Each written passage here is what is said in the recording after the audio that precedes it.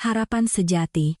Saya mengunjungi suami saya yang dalam kondisi vegetatif di rumah sakit ketika seorang petugas kebersihan sedang terburu-buru mengepel lantai. Diam-diam, ia menyelipkan secari kertas kecil ke tangan saya. Jangan bayar lagi. Periksa CCTV hari Minggu lalu, saya mengemudikan mobil perlahan ke lantai bawah tanah panti rehabilitasi Harapan Sejati. Roda mobil berputar tanpa suara di atas lantai beton yang dingin. Suara pendingin udara di terowongan itu terdengar teratur, seperti ritme napas seseorang yang sedang berjuang untuk hidup 1 menit lebih lama. Saya mematikan mesin, duduk diam sejenak, menatap bayangan diri saya di kaca depan. Tahun lalu, Bima, suami saya, mengalami kecelakaan saat mendaki gunung. Dokter mengatakan ia jatuh ke dalam kondisi vegetatif. Sejak saat itu, tempat ini menjadi rumah kedua saya. Selama 365 hari, kecuali saat harus melakukan perjalanan kerja yang tidak bisa dihindari, saya datang ke sini setiap hari. Banyak orang memuji saya, mengatakan saya baik hati, setia, seorang istri yang sangat baik. Mereka bilang suami saya sangat beruntung. Saya sudah terbiasa mendengarnya. Dipuji atau tidak, saya akan tetap datang. Karena saya adalah istrinya. Karena putri saya, Maya, masih memanggilnya ayah. Lift naik ke lantai atas tanpa suara aneh. Pintu logamnya tertutup, memantulkan wajah saya yang anehnya tampak tenang. Keluar dari lift, Ibu Dewi, kepala perawat, bergegas menghampiri dengan senyum yang pas. Ibu Sari Purnamasari sudah datang ya. Kondisi Bapak Bima hari ini stabil. Semua indeksnya masih normal. Saya berterima kasih padanya, membuka dompet, dan mengeluarkan kartu kredit untuk biaya bulan berikutnya 125 juta rupiah lalu menyerahkannya. Tolong diurus ya, Bu.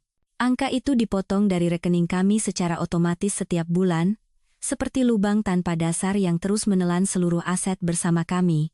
Ibu Dewi menggesek kartu dan menyerahkan kembali bukti pembayaran dengan sopan, sambil menambahkan, nutrisi dan obat-obatan yang kami gunakan adalah yang terbaik. Perawatan 1:1 ini, tidak akan ada kesalahan. Saya mengangguk, membawa termos di tangan, berjalan menyusuri koridor menuju kamar paling ujung di sisi selatan. Sinar matahari masuk melalui jendela besar. Aroma disinfektan bercampur dengan wangi bunga yang ditata mewah, bersih hingga terasa dingin. Bima terbaring di sana, dikelilingi selang, dan alat-alat penunjang kehidupan. Layar monitor berkedip-kedip dengan kurva yang teratur, mengeluarkan bunyi bip pelan. Wajahnya masih sama, tetapi matanya yang dulu cemerlang kini hanya kegelapan yang tenang di bawah kelopak mata. Saya meletakkan termos. Di dalamnya ada sop ikan gabus yang bergizi, yang tidak bisa ia telan. Makanan itu hanya bisa diberikan melalui selang, tapi saya tetap melakukannya. Ini adalah sebuah ritual, sebuah dalih untuk membuat saya percaya bahwa ia masih bisa mencium aroma masakan rumah. Saya membuka tutupnya. Uap panas yang harum dan manis mengepul. Saya duduk di samping tempat tidur, memegang tangannya tangan yang dulu tak terhitung kali menggenggam tangan saya melewati hujan dan panas, kini dingin dan tak terasa. Bima, aku datang, bisik saya, seolah berbicara pada orang yang sedang tidur. Hari ini perusahaan rapat membahas proyek lamamu. Aku menggunakan proposal yang kamu susun. Mereka semua memujimu hebat. Oh ya, Maya memenangkan juara pertama lomba piano di sekolahnya. Dia terus bertanya kapan ayah akan datang melihat penampilannya. Saya terus bercerita dengan suara lembut, tidak mengeluh, seolah semuanya masih normal. Saya menyeka wajahnya, tangannya, dan merapikan selimutnya. Selama setahun terakhir, saya menjadi sangat ahli dalam pekerjaan ini hingga terkadang merasa seperti mesin. Tapi saya tahu, jika saya runtuh, pilar rumah ini akan ikut hancur. Saat saya membungkuk untuk merapikan bantalnya, pintu kamar terbuka pelan. Seorang pria parubaya mendorong troli pembersih masuk. Perawakannya agak gemuk, wajahnya biasa saja hingga mudah dilupakan. Dia mengangguk hormat kepada saya, dan mulai membersihkan ruangan dalam diam. Saya tidak terlalu memperhatikannya, terus berbicara dengan Bima tentang putri kami, makanan, dan orang tua kami di rumah. Kain pel bergerak pelan, mengeluarkan suara gesekan. Anehnya, jalur yang ia ambil berputar-putar, menghindari area tempat saya duduk. Ia membersihkan sudut-sudut lain terlebih dahulu, sebelum akhirnya sampai di belakang saya. Gagang pelnya tidak sengaja menyentuh kaki kursi, menimbulkan bunyi tuk. "Maaf, Bu, maaf," katanya, terdengar terkejut. Suaranya terdengar tulus. "Tidak apa-apa," jawab saya seperti biasa, tanpa menoleh. Ia membungkuk seolah-olah akan membersihkan area yang tersentuh, dan saat ia berdiri, mendorong troli melewati sisi saya menuju pintu, saya merasakan saku mantel kanan saya tersentuh. Sangat ringan, seperti hembusan angin. Pintu kamar tertutup. Ruangan kembali sunyi.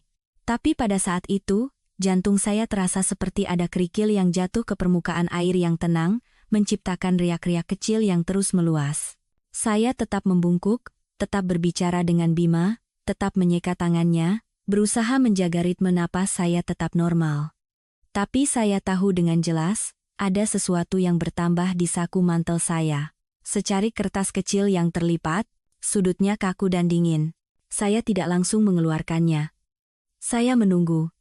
Saya menceritakan semua tentang Maya, seolah-olah tidak ada yang terjadi. Saya duduk di sana selama setengah jam lagi sampai supnya mendingin. Saya membereskan barang-barang seperti biasa, membungkuk dan mengecup keningnya dengan lembut. "Bima, aku pulang dulu, ya. Besok aku datang lagi." Keluar ke koridor, Ibu Dewi sedang sibuk. Saya masuk ke dalam lift, pintu logam tertutup. Hanya ketika sendirian, saya baru merogoh saku, mengeluarkan kertas itu. Kertasnya sangat tipis, dan tangan saya yang berkeringat membuatnya sedikit lecek. Saya membukanya. Hanya ada 2 baris tulisan tangan yang tergesa-gesa, seolah penulisnya takut ketahuan. "Jangan bayar biaya perawatan lagi. Periksa CCTV hari Minggu lalu." Saya menatap tulisan itu. Tenggorokan saya kering. Jangan bayar biaya perawatan. Uang itu yang membuat Bima tetap hidup. Berhenti membayar sama saja dengan menandatangani surat kematiannya. Tapi orang yang memberikan kertas ini mempertaruhkan pekerjaannya. Ketakutan dalam tulisan tangannya terasa nyata. Saya tidak pulang ke rumah. Saya mengemudi ke tempat parkir dekat kantor, duduk sendirian di dalam mobil, membaca kertas itu berulang kali. Di kepala saya, semua detail terhubung seperti roda gigi, kain pel yang berputar-putar, sentuhan yang tampak tidak disengaja, kertas yang dilipat dengan hati-hati. Sebelum menikah, saya adalah seorang auditor keuangan. Saya paham satu hal, ketika ada sinyal anomali, jangan membuat keributan, kumpulkan bukti. Keesokan paginya, saya tiba di rumah sakit lebih awal, tapi tidak masuk ke kamar Bima. Saya langsung menemui Dr. Hermawan, direktur rumah sakit. Beliau berusia di atas 50 tahun, berkacamata. Bicaranya lembut, aroma dupa cendana samar-samar tercium, seolah ingin meyakinkan orang bahwa ini adalah tempat yang manusiawi. "Pagi sekali. Bu Sari. Apakah ada yang salah dengan Pak Bima?" Saya berpura-pura bingung, menyentuh daun telinga kiri saya yang kosong. "Begini, Dok. Sepertinya saya kehilangan anting-anting berlian kenang-kenangan pernikahan saya. Saya rasa jatuh di kamar suami saya hari Minggu lalu. Saya sudah minta tolong dicari tapi tidak ketemu. Saya hanya ingin..." Saya berhenti sejenak. Saya hanya ingin meminta izin melihat rekaman CCTV koridor hari itu, supaya tahu kira-kira jatuhnya di mana. "Biar hati saya tenang, Dok." Dr. Hermawan menatap saya dengan tatapan penilai seorang penyedia layanan kelas atas. Saya tahu ia enggan membuka rekaman CCTV, tapi ia juga tidak bisa membiarkan klien VVIP mengeluhkan kehilangan barang. Akhirnya, ia mengangguk, menelepon bagian keamanan untuk membawa saya ke ruang monitor, menekankan bahwa saya hanya boleh melihatnya di sana. Layar terbagi menjadi banyak kotak. Saya meminta mereka memutar video koridor di depan kamar Bima sejak saya meninggalkan ruangan hari Minggu lalu. Saya berusaha mempertahankan ekspresi wajah seorang istri yang lelah sedang mencari barang kenangan. Waktu berjalan cepat, orang-orang berlalu lalang seperti biasa. Saya mulai curiga, apakah saya hanya berlebihan. Hingga siang hari, sebuah gambar muncul yang membuat saya merinding sampai ke tulang punggung. Dani, adik Bima, muncul bersama Rina, istrinya. Mereka berdua sering berkunjung dan selalu menangis terseduh-seduh di depan mertua kami. Tapi hari itu, di belakang mereka, ada seorang pria lain mengenakan jas putih, memakai masker, dan topi yang ditarik rendah, membawa tas dokter hitam. Saya perhatikan baik-baik, Orang itu bukan dokter di rumah sakit ini. Selama setahun keluar masuk, saya hafal wajah semua orang. Pria ini, Eko, adalah orang asing. Mereka bertiga masuk ke kamar Bima, berada di dalam sekitar 15 menit, lalu keluar. Dani dan Rina berdiri menunggu sejenak. Rina bahkan menyeka matanya seolah baru saja menangis. Jika tidak tahu apa-apa, orang akan berpikir mereka sangat menyayangi kakak mereka. Tapi sekarang, yang saya lihat hanyalah sebuah pertunjukan. Saya meminta video itu diperlambat. Ketika pria berjas putih itu berbalik, pergelangan tangannya memperlihatkan jam tangan emas yang berkilauan, tidak cocok dengan jas putihnya yang tampak murah. Saya diam-diam merekam video pendek dengan ponsel saat petugas keamanan berpaling untuk menerima telepon. Meninggalkan ruang monitor, punggung saya basah oleh keringat. Saya mengemudi ke apartemen lama tempat saya dan Bima pernah tinggal.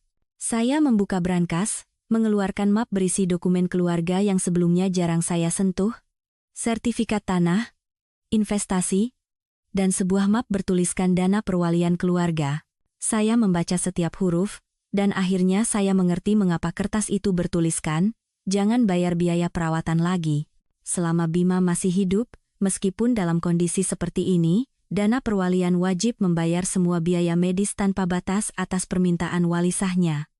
Dan saya adalah wali sah itu, artinya, 125 juta rupiah per bulan, biaya obat, biaya perawatan, semuanya ditarik secara teratur, seperti aliran darah yang keluar dari tubuh. Tapi, jika Bima meninggal, manfaat dana itu akan dialihkan ke ahli waris berikutnya, dan ahli waris berikutnya adalah Dani. Saya menjatuhkan map itu, tangan saya gemetar, tapi mata saya kering. Selama setahun ini, saya pikir saya sedang menyelamatkan suami saya. Ternyata, saya mungkin hanya memperpanjang waktu bagi orang lain yang tidak sabar menunggu warisan. Ponsel saya bergetar. Sebuah pesan dari teman baik saya yang bekerja sebagai pengacara, Bayu. Saya mengirimkan video CCTV itu padanya. Jawabannya singkat, pria berjas putih itu namanya Eko. Bukan dokter. Dia penjual obat-obatan ilegal, pernah dihukum karena menjual obat-obatan dari sumber yang tidak jelas. Saya duduk termenung di apartemen lama. Bau debu, kayu, dan kenangan lama bercampur aduk, membuat saya merasa sedih seolah ada yang meremas jantung saya. Tapi segera setelah kesedihan itu, sesuatu yang lain muncul, kewaspadaan. Saya tidak bisa lari, dan berteriak di depan wajah Dani. Saya tidak bisa melapor ke polisi tanpa bukti yang cukup, karena mereka akan segera menarik diri dan menghapus semua jejak. Saya hanya punya satu cara, memainkan peran sebagai istri yang sudah diambang keputusasaan, agar mereka menunjukkan wujud aslinya. Malam itu, saat kembali ke rumah besar, Dani dan Rina sudah duduk menunggu bersama mertua saya. Mereka menatap saya, seperti melihat mangsa yang kelelahan. Mereka bilang dokter mengatakan Bima, sudah tidak ada harapan. Mereka bilang biaya perawatannya terlalu tinggi. Mereka bilang sudah seharusnya Bima dibiarkan pergi dengan tenang. Ayah mertua memukul meja. Ibu mertua menangis. Sedangkan saya menundukkan kepala. Bahu saya bergetar. Suara saya tercekat. Sari tidak tahu harus bagaimana lagi, Bu. Di mata mereka, saya melihat kilatan harapan yang sekilas, lalu padam. Malam itu, saya tidur di samping Maya, mendengarkan napasnya yang teratur. Saya menatap langit-langit kamar, hati saya sedingin air di sumur. Jika mereka berani membawa penjual obat ilegal ke dalam kamar pasien, apa langkah mereka selanjutnya? Keesokan paginya, telepon dari Panti Rehabilitasi Harapan Sejati, membuat saya mengerti. Mereka sedang mempersiapkan kecelakaan yang bersih. Orang di seberang telepon berkata pelan, Ibu Sari, ya? Sepertinya tim teknis baru saja memeriksa ventilator dan menyebutkan ada kemungkinan malfungsi. Saya menggenggam telepon erat-erat. Di kepala saya hanya ada satu kalimat, jika ventilator mengalami malfungsi, dan saya dibujuk untuk menandatangani penurunan tingkat perawatan, maka kematian Bima akan menjadi sebuah tragedi yang tidak perlu dipertanggungjawabkan oleh siapapun. Saya menarik napas dalam-dalam. Saya tahu, mulai saat ini, saya tidak boleh terlambat sedetik pun. Saya mematikan telepon, duduk diam di dalam mobil di lantai bawah tanah Panti Rehabilitasi Harapan Sejati. Jantung saya seperti diremas oleh seseorang. Kata malfungsi ventilator terdengar seperti istilah teknis, tapi bagi saya sekarang, itu terdengar seperti akta kematian yang sudah ditulis, hanya tinggal menunggu tanggal dan waktu yang tepat untuk diisi. Saya tidak boleh panik. Saya sudah terlalu lama memainkan peran sebagai wanita yang hancur, dan kehancuran itulah yang membuat Dani dan Rina semakin berani. Jika saya menunjukkan sedikit saja kewaspadaan, mereka akan mundur, mengubah rencana, dan menghapus jejak. Saya hanya punya satu cara, masuk ke rumah sakit seperti biasa, tetap menjadi ibu sari yang lembut dan berbakti, tapi di dalam kepala, jaring perangkap sudah terpasang. Saya mengemudi ke atas, langsung ke meja perawat. Ibu Dewi melihat saya dan langsung tersenyum. Pagi sekali, Bu Sari. Iya, Bu. Semalam putri saya, Maya, terus mengigau memanggil ayahnya. Jadi saya tidak bisa tidur, jawab saya dengan suara lembut, berusaha membuat mata saya terlihat merah seperti baru saja menangis. Bu Dewi, hari ini saya ingin bertanya sedikit lebih detail tentang ventilator Pak Bima. Beberapa hari ini, saya lihat indeksnya naik turun. Saya khawatir sekali. Ibu Dewi terdiam sejenak, lalu meyakinkan, peralatan di sini perawatannya terjadwal, Bu Sari. Ibu bisa tenang. Kondisi Pak Bima stabil. Saya mengangguk, tidak bertanya lebih lanjut. Saya tahu bertanya terlalu banyak akan menimbulkan kecurigaan. Saya hanya meminta satu hal yang sangat biasa. Jika ada perubahan obat atau nutrisi, tolong ingatkan saya untuk menandatangani dokumennya ya Bu. Saya takut terlewat. Ibu Dewi mengiyakan, tapi saya melihat matanya melirik sekilas ke arah pintu ruang direktur, lalu kembali lagi. Lirikan sekilas itu sudah cukup bagi saya untuk tahu bahwa di rumah sakit ini, ada sesuatu yang berjalan secara rahasia yang belum bisa saya sentuh. Saya masuk ke kamar Bima. Sinar matahari masih menembus jendela. Aroma disinfektan masih bersih dan dingin. Ia terbaring di sana tanpa bergerak, tapi wajahnya masih wajah yang sama yang selalu tersenyum padaku di dapur setiap pagi. Saya meletakkan termos sop ikan, duduk di samping tempat tidur, dan memegang tangannya. Bima, aku tahu kamu bisa mendengarku, kan? Bisik saya, cukup keras untuk didengar oleh diri saya sendiri. Aku tidak akan membiarkan mereka melakukan hal kotor padamu.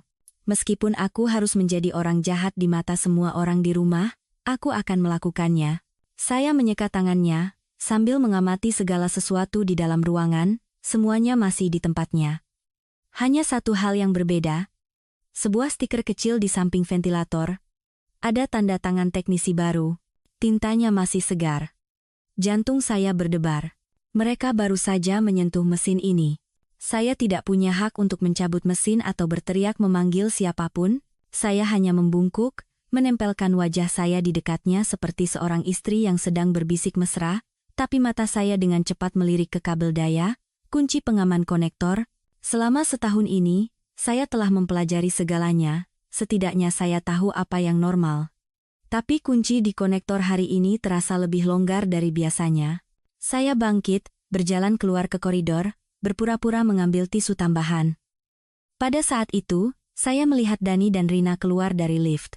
Ketika mereka melihat saya, ekspresi mereka langsung berubah menjadi iba dan tulus, seperti adik yang datang untuk membantu kakaknya. Rina menghampiri dan memegang tangan saya.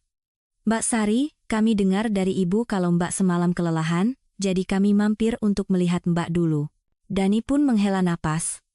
Mbak, jangan menyiksa diri lagi. Mbak sudah melakukan lebih dari cukup. Saya menatap mereka, hati saya dingin, tapi di luar saya tetap gemetar. Aku hanya ingin dia tidak terlalu menderita. Rina menarik saya lebih dekat, berbicara pelan seolah takut orang lain mendengar. Mbak sudah bilang ke pihak rumah sakit, kan? Tentang beralih ke perawatan dasar, itu akan lebih ringan untuknya, dan juga lebih ringan untuk Mbak. Saya mengangguk. Sudah kubilang, kurasa ini sudah kehendak Tuhan. Dani melirik ke dalam kamar Bima, lalu berkata, Mbak tenang saja, kami akan sering mampir. Mbak pulang saja istirahat, kasihan Maya, anak-anak susah, kalau tidak ada ibunya. Mendengar kata tidak ada ibunya, bulu kuduk saya berdiri. Mereka berbicara tentang moral, tapi mata mereka terpaku pada pintu kamar, seperti orang yang sedang menatap brankas yang akan segera terbuka. Saya berpura-pura lemah dan duduk di kursi tunggu di koridor. Biar aku istirahat sebentar di sini. Kepalaku sedikit pusing. Rina segera memanggil Ibu Dewi. Bu Dewi. Mbak Sari kelelahan sekali. Ibu Dewi berlari dengan penuh perhatian, memberikan segelas air hangat. Mereka bertiga berdiri di sekitar saya, seperti potret keluarga yang harmonis. Saya menyesap sedikit air, lalu berkata dengan suara serak, "Maaf ya, aku merepotkan kalian semua." Dani melambaikan tangannya. "Jangan bicara begitu, Mbak." Tapi saat mereka sibuk menopang saya melihat seorang pria berseragam teknisi berjalan di ujung koridor, mendorong troli peralatan. Di bajunya ada tanda pengenal bertuliskan Eko. Saya belum pernah melihat orang ini sebelumnya. Dia berhenti di depan kamar Bima, mengetuk pelan, dan tanpa menunggu jawaban, ia membuka sedikit pintu. Dani segera berdiri menghalangi pandangan saya, berbicara lebih keras, "Mbak Sari, pulang dulu saja. Kami akan berjaga di sini. Kalau ada apa-apa, kami akan telepon." Saya mengerti. Mereka ingin saya pergi agar mereka bisa menyelesaikan malfungsi itu. Saya menggigit bibir dalam, memaksa jantung saya berdetak normal, lalu mengangguk. Aku pulang, ya." Titip Bima. Rina memeluk saya, menepuk punggung saya pelan seolah menenangkan. "Mbak tenang saja." Saya masuk ke kamar Bima untuk terakhir kalinya sebelum meninggalkan rumah sakit. Seperti biasa, saya membungkuk, memegang tangannya, mengecup keningnya. Tapi pada saat itu, saya diam-diam menyembunyikan alat perekam suara sekecil ibu jari di bawah bantalnya, jenis yang tidak memiliki lampu, tidak bersuara. Bayu yang membawanya untukku semalam. Saya tidak yakin apa yang bisa direkamnya, tapi jika mereka berbicara di dalam kamar, saya butuh suara mereka. Saya berjalan lurus keluar tanpa menoleh. Ketika pintu lift tertutup, kaki saya lemas. Saya bersandar di dinding, menghela napas panjang. Sesampainya di tempat parkir, saya tidak buru-buru pergi. Saya menelepon Bayu. "Bayu, mereka sedang merencanakan kecelakaan dengan ventilator." Bayu terdiam sejenak, lalu berkata cepat, "Lapor polisi sekarang." "Jangan," jawab saya tegas. "Belum ada bukti yang mengikat mereka. Mereka akan menyangkal. Kalau Bima meninggal, apa yang bisa kupakai untuk menjerat mereka?" Bayu menarik napas berat. "Lalu Mbak mau bagaimana?" "Aku butuh orang dalam rumah sakit." Saya melihat secarik kertas lama di dompet saya, telapak tangan saya dingin. "Orang yang memberiku kertas ini, namanya Agus." Bayu memberitahu saya untuk menghubunginya. Saya tidak menelepon. Saya mengemudi memutar ke belakang rumah sakit, ke pintu keluar masuk samping tempat truk sampah biasa lewat. Saya menunggu sampai jam pergantian shift. Ketika saya melihat Pak Agus mendorong troli pembersih keluar, posturnya lebih bungkuk dari kemarin. Saya turun dari mobil. Dia melihat saya, wajahnya pucat, matanya gelisah seolah takut terlihat. "Saya tidak akan mengapa-apakan Bapak," kata saya pelan, menjaga suara saya tetap normal. "Saya hanya ingin menolong suami saya. Dan saya akan menolong Putri, Bapak juga." Pak Agus tertegun. Ibu tahu? Saya tahu Putri Bapak menderita penyakit jantung." Saya menatap lurus. "Saya sudah menghubungi dokter spesialis. Saya akan menanggung semua biaya operasi dan pemulihannya. Bapak tidak perlu membayar sepeser pun. Sebagai gantinya, bantu saya satu hal. Lindungi Pak Bima dari kecelakaan itu." Tangan Pak Agus gemetar, kedua matanya memerah. "Bu Sari, saya hanya seorang petugas kebersihan. Justru karena Bapak seorang petugas kebersihan, Bapak bisa melihat apa yang tidak dilihat orang lain," kata saya perlahan. Hari ini Dani dan Rina datang ke rumah sakit. Setelah itu, ada seorang teknisi bernama Eko masuk ke kamar. "Tolong lihat apa yang mereka lakukan, apa yang mereka katakan. Dan jika memungkinkan, cari bukti bahwa mereka mengutak-atik ventilator itu untuk saya." Pak Agus menelan ludah. "Kalau mereka tahu, putri saya akan mengatur agar putri Bapak masuk rumah sakit minggu ini juga. Begitu putri Bapak berada di tempat yang aman, mereka tidak punya cara untuk mengancam Bapak lagi." Saya meletakkan sebuah ponsel kecil di tangannya. "Gunakan ini untuk menelepon saya saja. Jangan simpan nama, jangan kirim pesan sembarangan." Dia menatap ponsel itu, seolah sedang memegang bara api. Lalu, ia menundukkan kepalanya dalam-dalam. Baik, Bu Sari. Saya akan bantu. Saya masuk ke mobil dan pergi, jantung saya berdebar kencang. Saya baru saja mendapatkan sekutu, tapi permainan ini sekarang semakin berbahaya. Karena dengan melibatkan Pak Agus, saya telah menariknya keluar dari zona aman seorang pembisu. Malam itu, saya kembali ke rumah besar seperti biasa. Ibu mertua sedang duduk memetik sayuran, matanya masih bengkak karena terlalu banyak menangis. Melihat saya, ia segera berdiri. Sari, sudah pulang? Hari ini ke rumah sakit? Bagaimana Bima? Saya berlutut, memegang tangannya, suara saya bergetar. Sudah, Bu, dia masih sama saja. Maafkan Sari, Bu, Sari lemah sekali. Ibu mertua memeluk saya dan menangis terseduh-seduh. Jangan minta maaf, Nak, Ibu sayang kamu. Ayah mertua duduk di meja teh, diam seperti patung. Dia menatap saya dengan tatapan yang rumit, campuran antara marah dan putus asa. Saya mengerti, di dalam hatinya, segalanya sedang bergejolak. Putra sulungnya seperti itu, putra bungsunya bertingkah aneh, dan saya seperti perahu rapuh di tengah arus deras. Malam harinya, saya berbaring di samping Maya. Putri saya memeluk leher saya dan bertanya pelan, Mama, apa ayah akan pulang untuk melihatku main piano? Saya memalingkan wajah, takut ia melihat mata saya yang merah.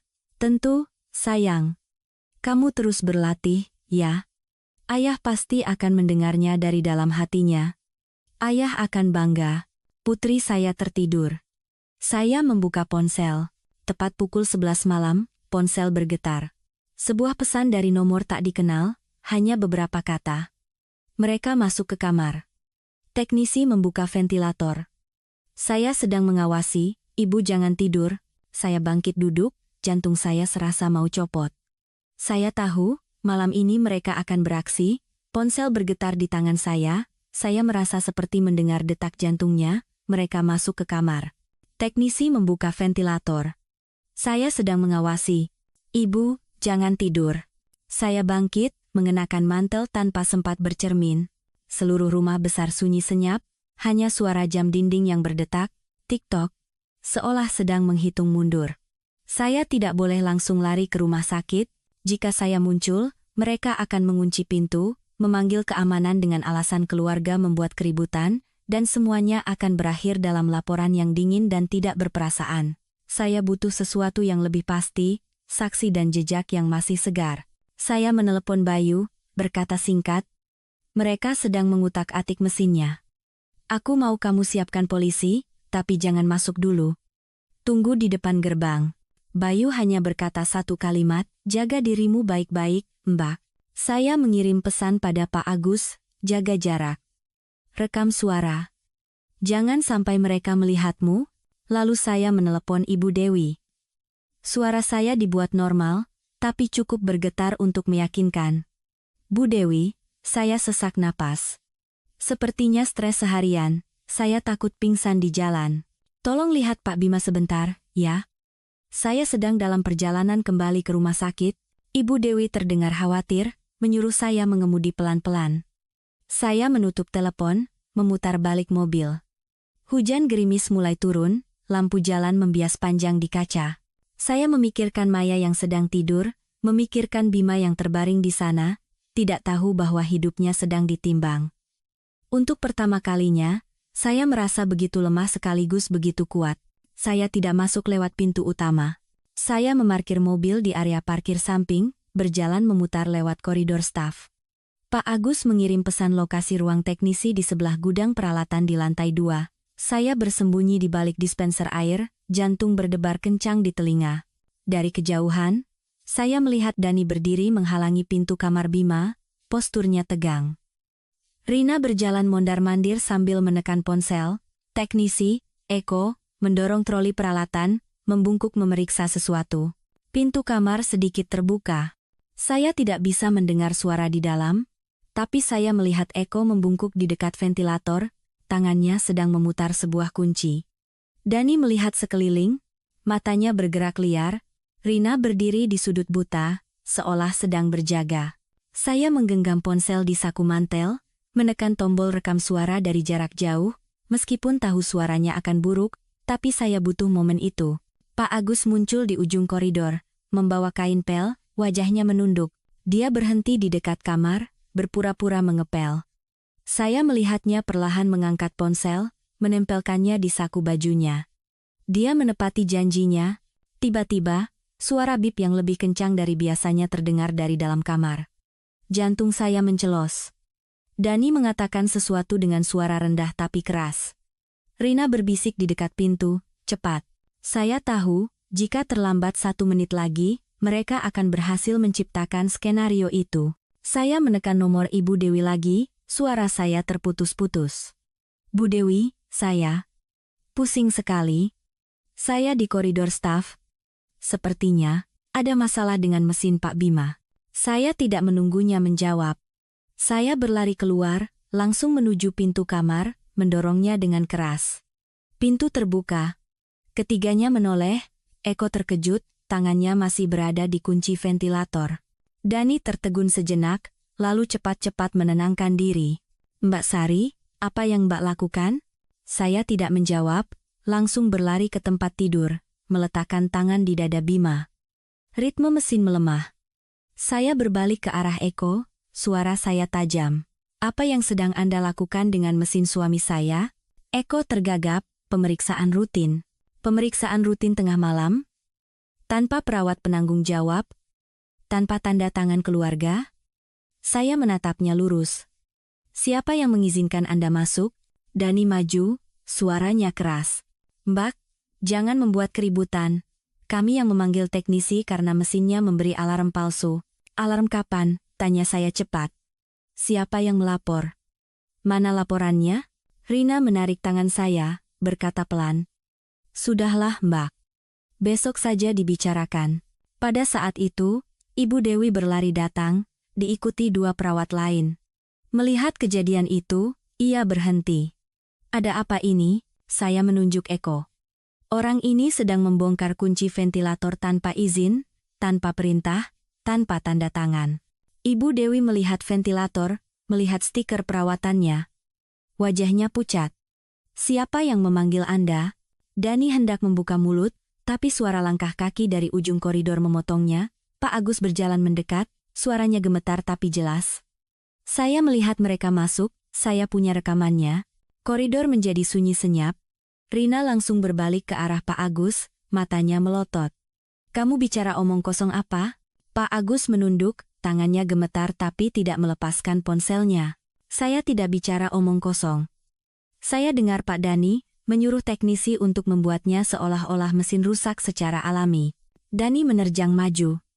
Kamu memfitnah. Saya mengulurkan tangan menghalangi, menatap Ibu Dewi. Bu Dewi, saya minta Anda kunci mesin ini, panggil direktur rumah sakit, dan panggil keamanan sekarang juga. Ibu Dewi menatap saya, lalu menatap Bima. Akhirnya, ia mengangguk. Perawat lain menekan tombol interkom.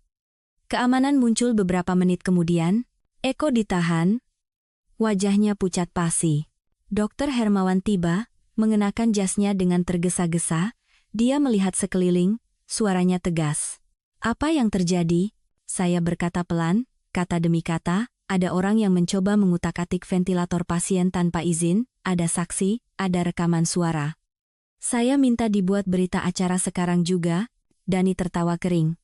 Pak Direktur, ini hanya salah paham. Diam, potong saya. Untuk pertama kalinya, saya tidak menjaga sopan santun. Adik ipar pasien tidak punya hak memerintahkan teknisi. Kakak ipar pasien tidak punya hak mengutak-atik peralatan. Kalau ini salah paham, buktikan dengan dokumen. Dokter Hermawan menatap Eko. Pak Eko, siapa yang memanggil Anda? Eko gemetar, melihat ke arah Dani, lalu ke Rina, kemudian menunduk. Pak Dani bilang mesinnya ada sinyal error, minta saya tangani cepat. Tangani bagaimana? Tanya Dokter Hermawan. Eko diam. Pak Agus maju 1 langkah. Di rekaman, Pak Dani bilang, putar pelan-pelan saja, nanti kita laporkan mesinnya malfungsi. Suasana membeku. Rina menangis melengking. Jangan dengarkan dia. Dia cuma petugas kebersihan. Justru karena dia petugas kebersihan, kata saya, dia bisa melihat apa yang orang lain pura-pura tidak lihat. Saya berbalik ke Dokter Hermawan. Saya sudah memberitahu pengacara saya, mereka sedang menunggu di depan gerbang. Saya juga sudah memberitahu pihak berwenang tentang adanya sinyal bahaya terhadap nyawa pasien. Wajah Dokter Hermawan berubah. Dia tahu masalah ini tidak bisa ditutupi. Dia memberi isyarat kepada keamanan untuk menahan orang-orang itu, memerintahkan ruang teknisi disegel, dan semua data ventilator diamankan.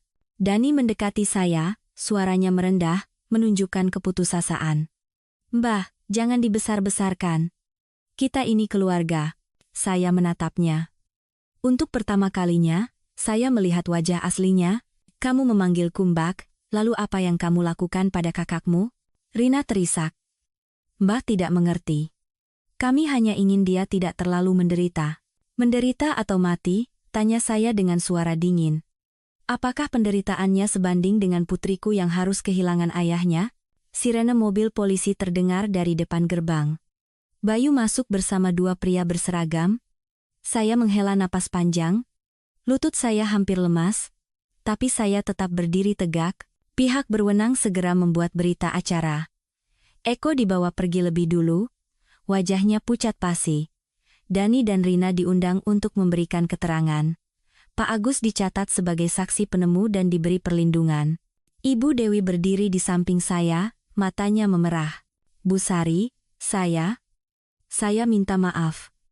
Saya tidak menyadarinya. Tidak apa-apa, jawab saya pelan. Yang penting sekarang Pak Bima aman. Ketika koridor perlahan menjadi sunyi, saya berbalik masuk ke kamar. Ventilator bekerja dengan stabil, ritmenya kembali normal. Saya memegang tangan Bima, merasakan kehangatan yang perlahan kembali. Saya membungkuk, berbisik, aku berhasil menjagamu. Di luar, hujan masih turun. Tapi di dalam hati saya, sebuah pintu telah terbuka. Saya tahu ini baru permulaan. Mereka tidak akan menyerah begitu saja. Saya juga tidak. Setelah malam itu, panti rehabilitasi Harapan Sejati tidak lagi tenang seperti dulu. Tempat itu tidak lagi terasa seperti panti rehabilitasi kelas atas. Langkah kaki terdengar lebih cepat. Tatapan mata lebih waspada. Dan aroma disinfektan yang familiar kini terasa lebih berat. Seolah semua orang tahu bahwa sebuah kebenaran baru saja dirobek dari cangkangnya yang indah. Bima dipindahkan ke area pengawasan khusus. Ventilatornya disegel. Setiap kali ada penyesuaian, harus ada tanda tangan dari 2 perawat dan 1 dokter. Saya duduk di samping tempat tidurnya, menatap ritme bip yang kembali teratur. Hati saya lega sekaligus sakit, lega karena ia masih ada, sakit karena jika saya terlambat sedikit saja, saya mungkin tidak akan punya kesempatan untuk duduk di sini lagi. Orang tua mertua saya tiba di rumah sakit keesokan paginya. Ibu mertua masuk ke kamar, melihat selang dan peralatan di sekitar putranya. Tangannya gemetar. Ia menyentuh kening Bima. Bima, nak. Panggilannya membuat dada saya sesak. Ia berbalik ke arah saya, matanya bengkak dan merah. Sari, semalam? Apa yang terjadi? Saya tidak bisa menceritakan semuanya, tidak sekarang.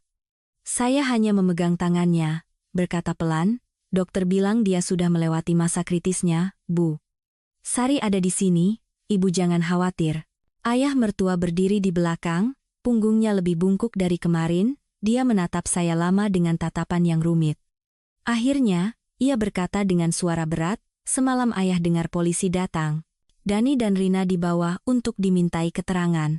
Saya mengangguk. Dia menghela napas, berbalik, menahan napas berat di tenggorokannya.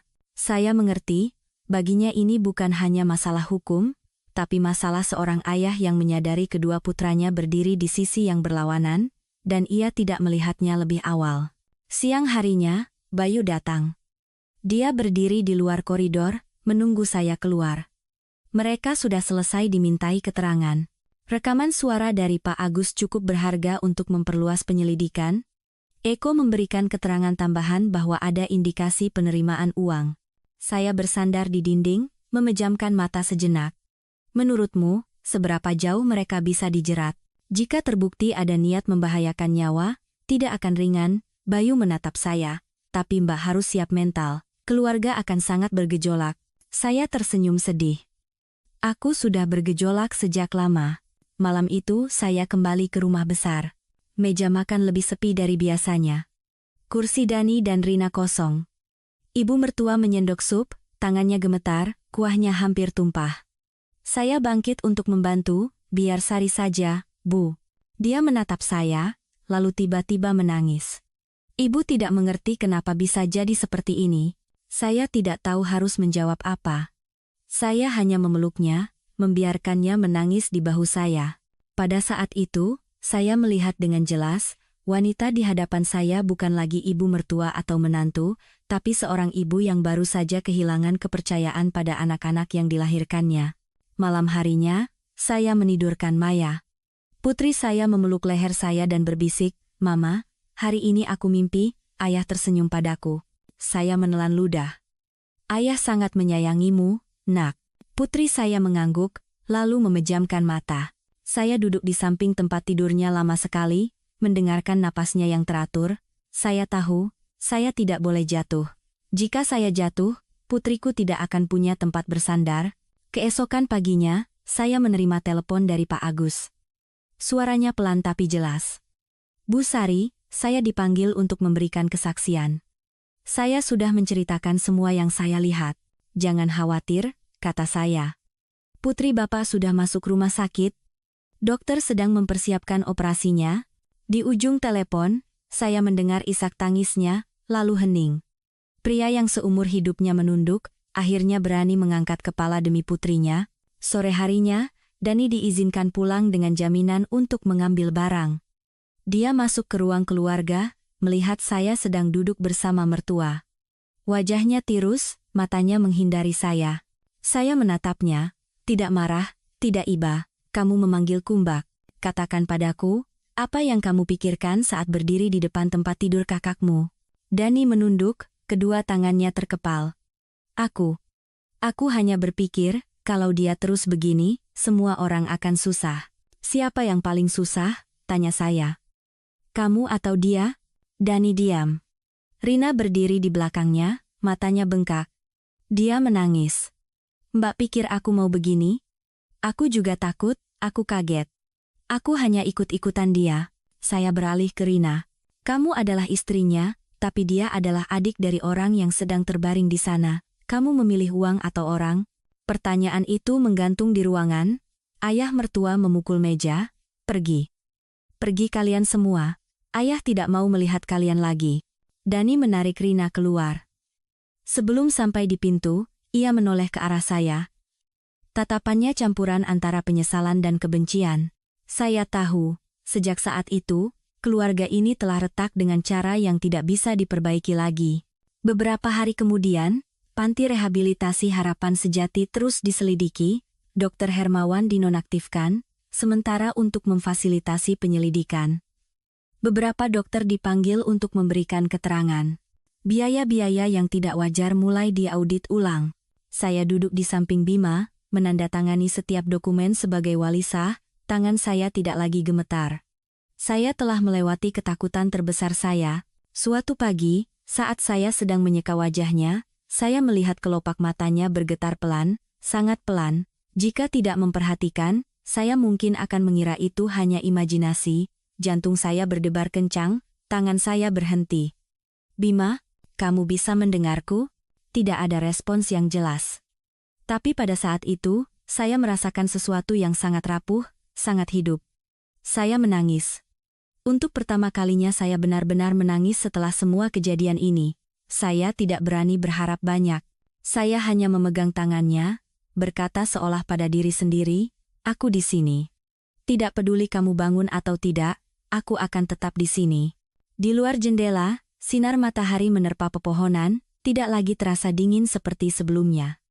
Pertarungan saya belum selesai. Hukum masih berjalan, keluarga masih terluka, luka masih ada.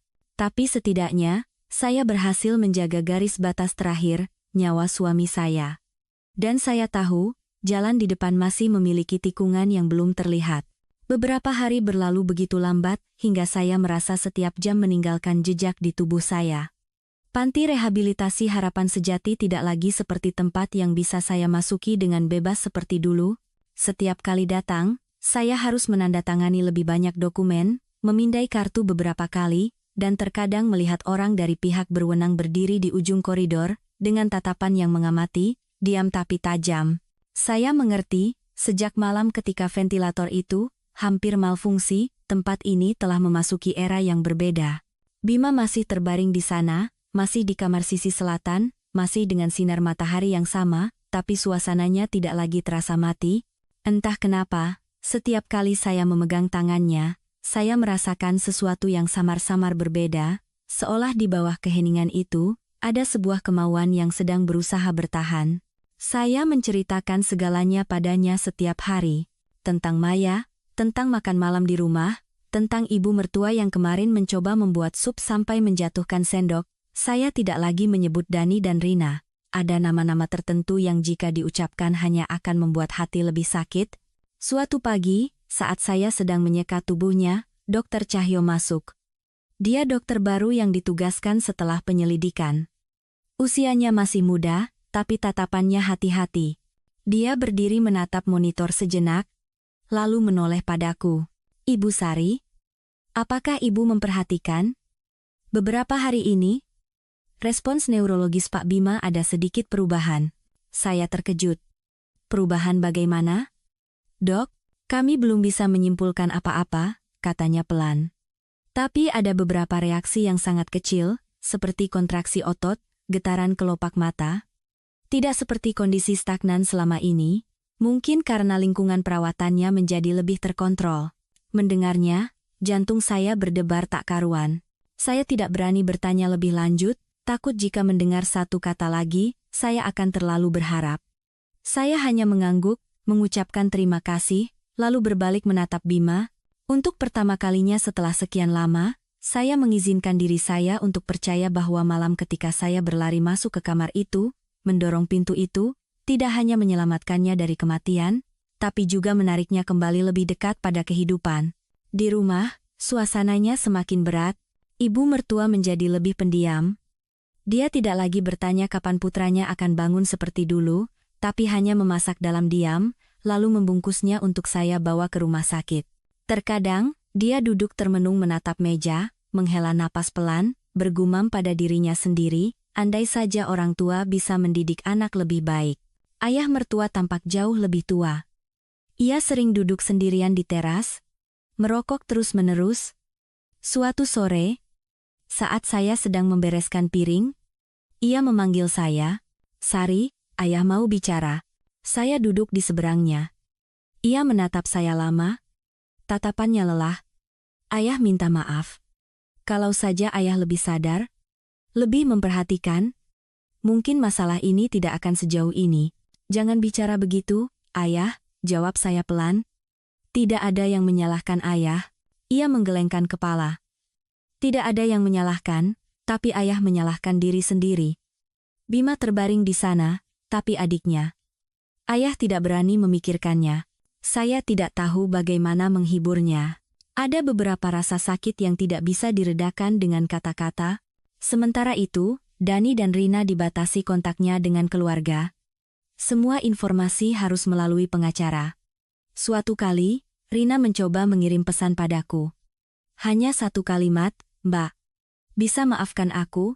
Saya menatap layar lama sekali, lalu mematikannya. Ada hal-hal yang bukan soal memaafkan atau tidak, tapi soal tidak adanya jalan untuk kembali. Pak Agus rutin memberikan kabar, putrinya sudah menjalani operasi jantung, dan operasinya berhasil. Pertama kalinya ia menelepon saya dengan suara yang tidak bergetar. "Bu Sari, putri saya sudah bisa tersenyum." Dia bertanya kapan bisa bertemu ibu. Saya tersenyum menahan air mata. "Tunggu sampai dia pulih betul, saya akan datang." Pak Agus menambahkan, suaranya menjadi sedih. "Hari ini saya diundang sebagai saksi resmi." "Saya takut, tapi saya akan mengatakan semuanya." "Katakan saja yang sebenarnya," jawab saya. "Selebihnya, biar hukum yang berjalan." Pengacara saya, Bayu, hampir setiap hari datang ke rumah. Dia menganalisis setiap skenario, setiap kemungkinan. Mereka akan mencoba mengalihkannya ke kesalahan teknis, niat baik yang salah langkah, tapi dengan kesaksian Pak Agus, Eko, ditambah data ventilator, mereka sulit lolos. Panti rehabilitasi itu sendiri bagaimana? Tidak bersih? Tanya saya. Bayu menghela napas. Setidaknya di bagian manajemennya. Tapi untuk membongkar semuanya butuh waktu. Saya telah hidup dengan kata waktu selama setahun ini. Waktu yang membuat Bima terbaring, waktu yang membuat hati orang berubah. Dan sekarang, saya kembali bertaruh dengan waktu. Suatu sore, saat saya sedang membacakan esai yang ditulis Maya untuk Bima, saya merasakan tangan saya diremas pelan. Sangat pelan, jika tidak sengaja, saya pasti mengira itu hanya imajinasi. Saya menahan napas. Bima, kamu mendengarku? Kali ini, jarinya bergerak sedikit. Hanya sedikit. Tapi jelas. Saya bangkit. Memanggil dokter. Seluruh ruangan menjadi sibuk. Dokter memeriksa. Perawat mencatat. Tidak ada yang berani mengatakan sesuatu dengan pasti, tapi tatapan mereka tidak lagi dingin seperti dulu. Ketika semua orang keluar, saya duduk kembali, menempelkan kening saya di tangannya. Air mata saya menetes panas di kulitnya. Berusahalah, ya. Aku dan Maya menunggumu. Malam itu, saya pulang larut. Maya berlari keluar dan memeluk saya. Mama, hari ini guru memuji Maya anak baik. Mama tahu, saya mengelus rambutnya. Ayah juga tahu. Putri saya mendongak. Ayah dengar. Ma, saya menatapnya, mengangguk. Dengar. Malam itu, untuk pertama kalinya setelah sekian lama, saya tertidur tanpa mimpi buruk, tapi saya tahu, jalan di depan masih memiliki banyak kegelapan. Hukum belum selesai, keluarga belum pulih, dan kesembuhan Bima masih secercah cahaya yang redup. Saya berkata pada diri sendiri, sudah sampai di titik ini, tidak ada alasan untuk berhenti. Beberapa hari setelah remasan tangan yang rapuh itu, saya hidup dalam kondisi setengah sadar, setengah bermimpi. Setiap pagi saat membuka mata, saya akan bertanya pada diri sendiri, apakah kemarin itu nyata, atau hanya karena saya terlalu merindukannya hingga saya menganyamnya sendiri. Tapi ketika saya melangkah masuk ke kamar pasien, melihat Bima terbaring di sana, saya merasa hati saya tenang. Meskipun ia belum bangun, keheningan itu tidak lagi terasa hampa. Dokter mulai mengubah rencana pengawasan. Bukan perawatan intensif yang besar, tapi perhatian pada setiap reaksi kecil. Setiap kali mereka mengetuk ujung jarinya atau menyinari matanya, saya akan menahan napas. Terkadang kelopak matanya bergetar pelan, terkadang tangannya sedikit menarik diri. Dokter masih berbicara dengan nada hati-hati, belum bisa diprediksi, Bu Sari. Tapi saya mengerti, mereka juga berharap, hanya tidak berani mengatakannya. Berita tentang kasus di Panti Rehabilitasi Harapan Sejati mulai menyebar. Tidak sekeras berita utama di koran, tapi cukup untuk menjadi bisik-bisik di kalangan medis. Rumah sakit itu sering diaudit, beberapa staf lama mengundurkan diri. Suasana di rumah sakit berubah drastis. Orang tidak lagi menatap saya dengan tatapan iba, melainkan dengan kewaspadaan yang bercampur hormat. Saya tidak menginginkan itu, tapi saya tahu, setidaknya mereka tidak akan berani melakukan apapun di belakang saya lagi. Kesaksian berikutnya di hadapan penyidik terjadi pada pagi yang gerimis. Saya duduk di seberang petugas, menceritakan semuanya dari awal. Dari secari kertas yang diberikan Pak Agus, hingga malam ketika ventilator itu hampir diutak-atik. Saya bercerita dengan tenang, tanpa tambahan atau pengurangan. Ketika selesai, tenggorokan saya kering kerontang, seolah baru saja berjalan melewati jalan yang sangat panjang. Petugas itu menatap saya dan bertanya, "Apakah ibu berpikir adik ipar? Ibu dan istrinya berniat membuat Pak Bima meninggal?" Saya terdiam beberapa detik. "Saya tidak ingin berpikir begitu," kata saya jujur. Tapi apa yang mereka lakukan bukan lagi sebuah kecelakaan. Keluar dari kantor, saya melihat ayah mertua berdiri menunggu di bawah emperan. Ia bersandar pada tongkat, punggungnya bungkuk, rambutnya lebih putih dari sebelumnya. Melihat saya, ia mengangguk. "Ayah antar kamu pulang." Di dalam mobil, kami tidak berbicara lama. Hujan mengetuk kaca, akhirnya, ia berkata, "Dani sudah mengaku pada ayah." Saya menoleh. "Dia bilang apa?" Dia bilang awalnya hanya berpikir tentang uang. Lalu setelah itu, dia tidak berani berhenti. Suara ayah mertua bergetar. "Ayah tidak tahu bagaimana mendidik anak sampai jadi seperti ini." Saya tidak menyalahkannya. Keserakahan dan ketakutan bisa terjadi pada siapa saja jika orang itu tidak cukup sadar. Saya hanya merasa sedih untuk keluarga yang pernah hangat ini. Di rumah, ibu mertua menyambut kami dengan hidangan sederhana. Dia tidak banyak bertanya, hanya mengambilkan sepotong ikan untuk saya, berkata pelan, "Makan yang banyak, nak. Kamu kurus sekali." Selama makan, tidak ada yang menyebut Dani atau Rina, tapi ketiadaan mereka begitu nyata, seperti kursi kosong di meja. Selesai makan, ibu mertua mengeluarkan map dokumen lama. "Sari, ini surat wasiat yang ayah dan ibu buat beberapa tahun lalu." Dia berkata, sebelumnya tidak pernah berpikir untuk mengubahnya, tapi sekarang ia ingin merevisi bagian Bima.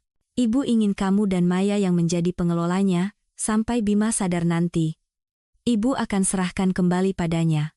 Saya terkejut. "Bu, Sari tidak berani." Dia memegang tangan saya, tangannya dingin.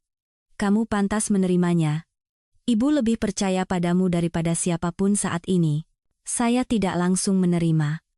Saya tahu jika saya setuju, garis pemisah dalam keluarga akan berubah drastis. Tapi saya juga mengerti, ini bukan soal uang, tapi soal perlindungan. Melindungi Bima, dan melindungi putri saya. Malam itu, saya kembali ke rumah sakit, kamar pasien sunyi, saya duduk di samping tempat tidur, membacakan buku harian yang saya tulis untuknya selama setahun terakhir. Saya menceritakan saat-saat saya lemah, saat-saat saya ingin menyerah tapi tidak bisa. "Bima," kata saya pelan. "Aku tidak tahu apakah kamu mendengar semuanya atau tidak. Tapi aku ingin kamu tahu, aku tidak pernah berpikir untuk meninggalkanmu. Tidak peduli apa kata orang, tidak peduli seberapa berat hidup menekan." Saya merasakan jarinya bergerak pelan. Kali ini lebih jelas dari sebelumnya. Saya tidak langsung memanggil dokter. Saya hanya memegang tangannya erat-erat, takut jika dilepaskan sejenak, momen itu akan hilang. Air mata saya menetes di spray. "Kalau kamu bangun, kamu harus bilang pada Maya sendiri." Aku sudah lelah. Di luar jendela, hujan sudah berhenti, kota menyalakan lampunya. Saya baru sadar, sudah lama, saya tidak merasa takut seperti dulu. Saya masih cemas, masih sakit hati, tapi ketakutan tidak lagi menguasai saya. Digantikan oleh sebuah keteguhan yang sunyi. Saya tahu, di depan masih ada pengadilan, konfrontasi yang sulit dengan Dani dan Rina, dan jalan pemulihan yang panjang jika Bima benar-benar sadar. Tapi saya juga tahu, saya tidak lagi sendirian. Saya punya putri saya, mertua saya, orang-orang seperti Pak Agus dan Bayu. Dan yang terpenting, saya punya keyakinan bahwa saya melakukan hal yang benar. Saya berdiri, merapikan selimutnya, berbisik pelan, "Aku pulang dulu, ya, besok aku datang lagi." Keluar dari kamar, saya menoleh ke belakang sekali lagi. Cahaya lampu yang lembut menyinari wajahnya, tidak lagi dingin seperti dulu. Di dalam hati saya, sebuah jalan baru sedang terbuka. Perlahan, tapi nyata. Beberapa hari kemudian, saya mulai terbiasa dengan ritme hidup yang baru. Pagi mengantar Maya ke sekolah, siang mampir ke rumah sakit, sore pulang ke rumah besar untuk memasak, malam kembali ke sisinya. Semuanya berulang, teratur, hingga tampak tenang. Tapi saya tahu, itu hanya cangkang tipis. Di baliknya, gelombang masih terus terbentuk dalam diam. Konfrontasi berikutnya dengan penyidik terjadi pada siang yang panas. Saya duduk berhadapan dengan Dani untuk pertama kalinya sejak malam di rumah sakit itu. Dia jauh lebih kurus, matanya tidak lagi memiliki kepercayaan diri yang biasa. Ketika penyidik bertanya, Dani menunduk, menjawab kata demi kata, suaranya serak. Saya tidak menatapnya, tapi setiap kata tetap masuk ke telinga saya seperti pecahan kaca. Saya tahu itu salah. Tapi saat itu, saya pikir Mas Bima tidak ada harapan lagi. Saya takut kalau ini berlarut-larut, semuanya akan hancur. "Takut untuk siapa?" tanya penyidik. Dani diam. Lalu ia berkata sangat pelan, "Takut untuk diri saya sendiri." Jawaban itu membuat saya memejamkan mata sejenak. Pada akhirnya, dia hanya takut kehilangan apa yang dia anggap miliknya. Ikatan keluarga, pada saat itu, diletakkan di belakang ketakutan dan keserakahan. Rina menangis sepanjang kesaksian. Dia bilang dia hanya mengikuti suaminya, tidak mengerti semua konsekuensinya. Penyidik mencatat tanpa komentar. Saya mengerti, air mata tidak bisa menghapus apa yang telah dilakukan. Keluar dari ruangan, saya berdiri di koridor lama sekali. Bayu menghampiri, memberikan sebotol air. Mbak baik-baik saja? Cukup baik, jawab saya. Hanya sedih. Sedih itu masih bagus, katanya. Setidaknya Mbak masih manusia. Saya tersenyum getir. Ya, saya masih manusia. Dan karena itulah saya merasa sakit. Di rumah sakit, Bima menunjukkan sedikit kemajuan. Dokter mengizinkan pengurangan dosis obat penenang, menambah waktu untuk stimulasi respons. Setiap kali saya memanggil namanya, dada saya menegang karena harapan. Terkadang ia tidak merespons sama sekali, terkadang kelopak matanya bergetar pelan seperti kupu-kupu yang tertiup angin. Suatu sore, saat saya sedang menceritakan tentang Maya yang terpilih masuk tim pertunjukan sekolah, saya merasakan tangan saya diremas. Kali ini bukan gerakan yang samar. Jari-jarinya menggenggam dengan jelas, meskipun hanya beberapa detik. Bima. Panggil saya, suara saya bergetar sampai saya sendiri tidak mengenalinya. Kamu mendengarku? Bibirnya bergerak pelan. Tidak ada suara, tapi itu sudah cukup untuk membuat saya menangis seperti anak kecil. Saya memanggil dokter. Seluruh tim berlarian masuk. Mereka memeriksa, mencatat, dan bertukar pendapat dengan istilah teknis yang tidak sepenuhnya saya mengerti. Tapi saya melihat tatapan mereka tidak lagi menunjukkan keraguan seperti dulu. Dokter menoleh padaku, berkata pelan. Dia menunjukkan respons yang disengaja. Kami akan memantaunya dengan ketat. Anda siapkan mental. Ya. Bu, siapkan mental untuk apa? Saya tidak berani bertanya. Saya hanya mengangguk, air mata terus mengalir. Malam itu saya pulang lebih cepat. Ibu mertua sedang duduk menjahit kemeja lama Bima. Melihat saya, ia mendongak. Kenapa, nak? Saya berlutut di hadapannya, memegang tangannya. Bu, hari ini, dia menggenggam tangan Sari. Jarum jahitnya jatuh ke lantai, suaranya pelan tapi jelas. Ibu mertua tertegun, lalu air matanya mengalir. Ia memeluk saya dan menangis, tangisan yang belum pernah saya lihat sebelumnya. Ya Tuhan! Surga masih menyayangi keluarga kita. Ayah mertua berdiri di ambang pintu, membelakangi kami, diam-diam menyeka matanya dengan cepat. Saya tahu, baginya, ini adalah momen ketika ia berani berharap lagi setelah begitu banyak kehilangan. Maya mendengar suara tangisan, dan berlari keluar. Mama, Nenek, kenapa semuanya menangis? Saya menggendongnya, mencium keningnya. Ayah akan segera pulang, sayang. Mata putri saya membelalak. Benarkah, Ma? Iya, saya mengangguk. Ayah sedang berusaha. Beberapa hari kemudian, saya hampir tinggal di rumah sakit. Setiap kali Bima menunjukkan respons, sekecil apapun, saya akan mencatatnya dan melaporkannya pada dokter. Terkadang ia mengerutkan kening saat mendengar suara keras, terkadang tangannya bergerak sedikit saat saya menyebut Maya.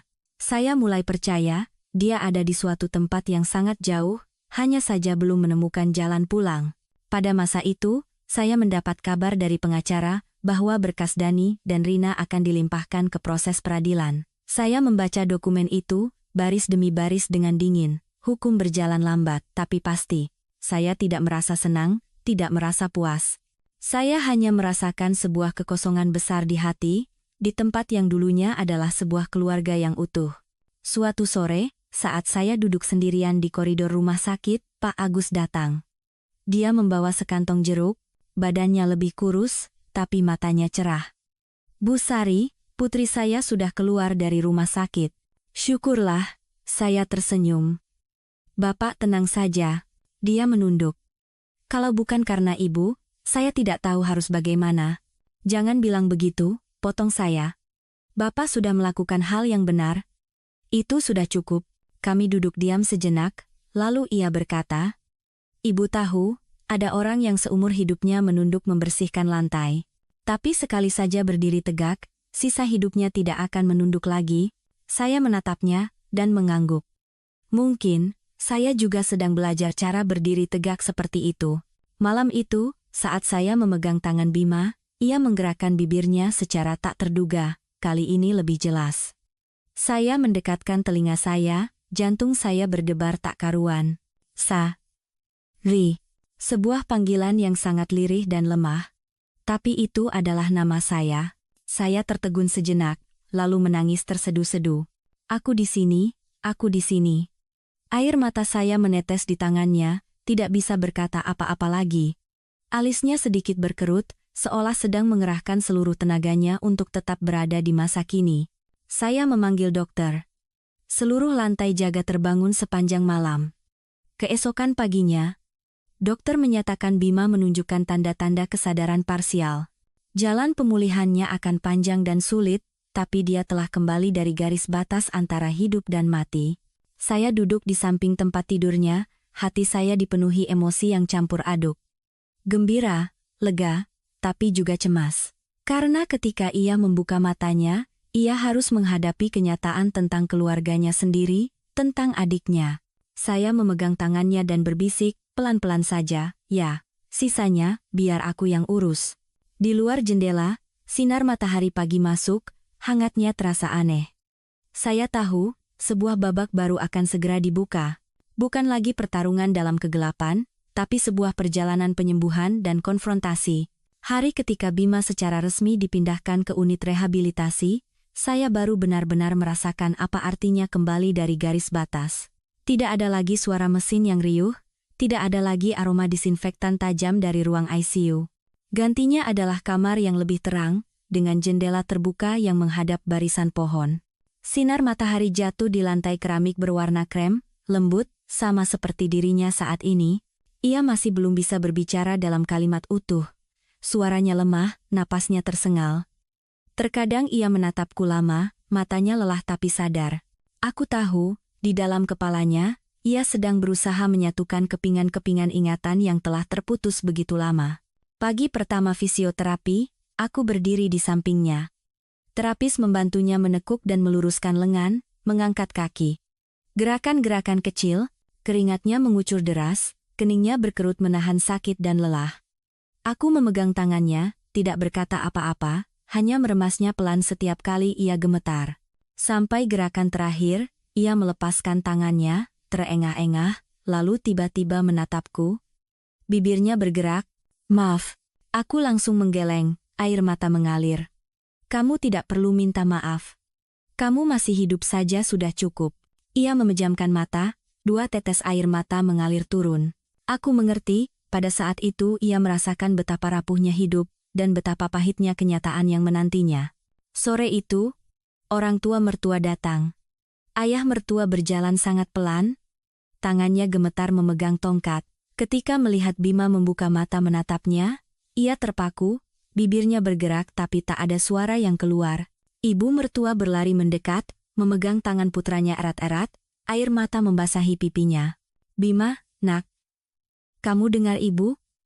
Tanyanya dengan suara tercekat. Bima mengangguk pelan.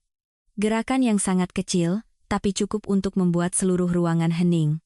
Ibu mertua menangis tersedu-sedu sambil memanggil namanya. Ayah mertua memalingkan wajah, bahunya bergetar pelan. Aku berdiri di belakang, tenggorokanku tercekat.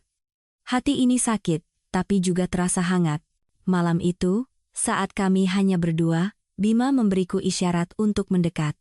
Suaranya sangat pelan, harus menempelkan telinga agar terdengar jelas. Dani. Datang? Aku terdiam beberapa detik. Lalu aku mengatakan yang sebenarnya, tanpa tambahan atau pengurangan, tidak. Tapi, semuanya sudah berubah. Matanya meredup sejenak. Lalu ia memejamkan mata, napasnya memberat. Aku tidak berkata apa-apa lagi. Ada kebenaran yang butuh waktu untuk diterima. Aku hanya memegang tangannya, agar ia tahu, apapun yang terjadi, ia tidak sendirian. Kabar kesadaran Bima menyebar cepat di kalangan kerabat. Ada yang datang menjenguk, ada yang menelepon. Dalam percakapan-percakapan itu, aku mendengar pujian, simpati, bahkan ucapan tak sengaja yang terasa seperti pisau. Aku hanya tersenyum seadanya, tidak menjelaskan apa-apa. Seminggu kemudian, pengacara memberitahu bahwa pihak penyidik ingin meminta keterangan dari Bima, tapi akan menunggu sampai kondisinya lebih stabil. Aku meminta pendapat dokter, lalu bertanya padanya. Ia mendengarkan, lalu mengangguk pelan. Aku ingin tahu semuanya, katanya dengan suara lemah tapi jelas. Pemeriksaan berlangsung di rumah sakit. Petugas berbicara pelan dan singkat. Ketika mendengar nama Dani, tangan Bima mencengkeram selimut. Ketika mendengar cerita tentang apa yang terjadi saat ia tak sadarkan diri, wajahnya pucat pasi.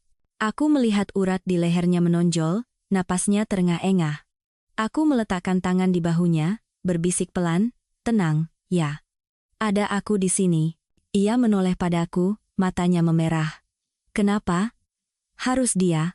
Aku tidak bisa menjawab pertanyaan itu. Tidak ada yang bisa. Petugas menghentikan pemeriksaan lebih awal agar ia bisa beristirahat. Malam itu, Bima demam ringan. Dokter bilang itu karena stimulasi psikologis. Aku menemaninya sepanjang malam, menyeka keringatnya, mendengarkan napasnya yang berat. Dalam mimpinya, Bima memanggil namaku, nama putrinya, bahkan nama orang tuanya. Terkadang ia menggumamkan nama Dani, suaranya begitu pedih hingga aku harus memalingkan wajah, takut ikut menangis. Keesokan paginya, ia bangun, masih lemah tapi sadar. Ia menggenggam tanganku sangat erat. "Sari, jangan terlalu membencinya." Aku tertegun. Aku tidak akan memaafkannya," katanya pelan.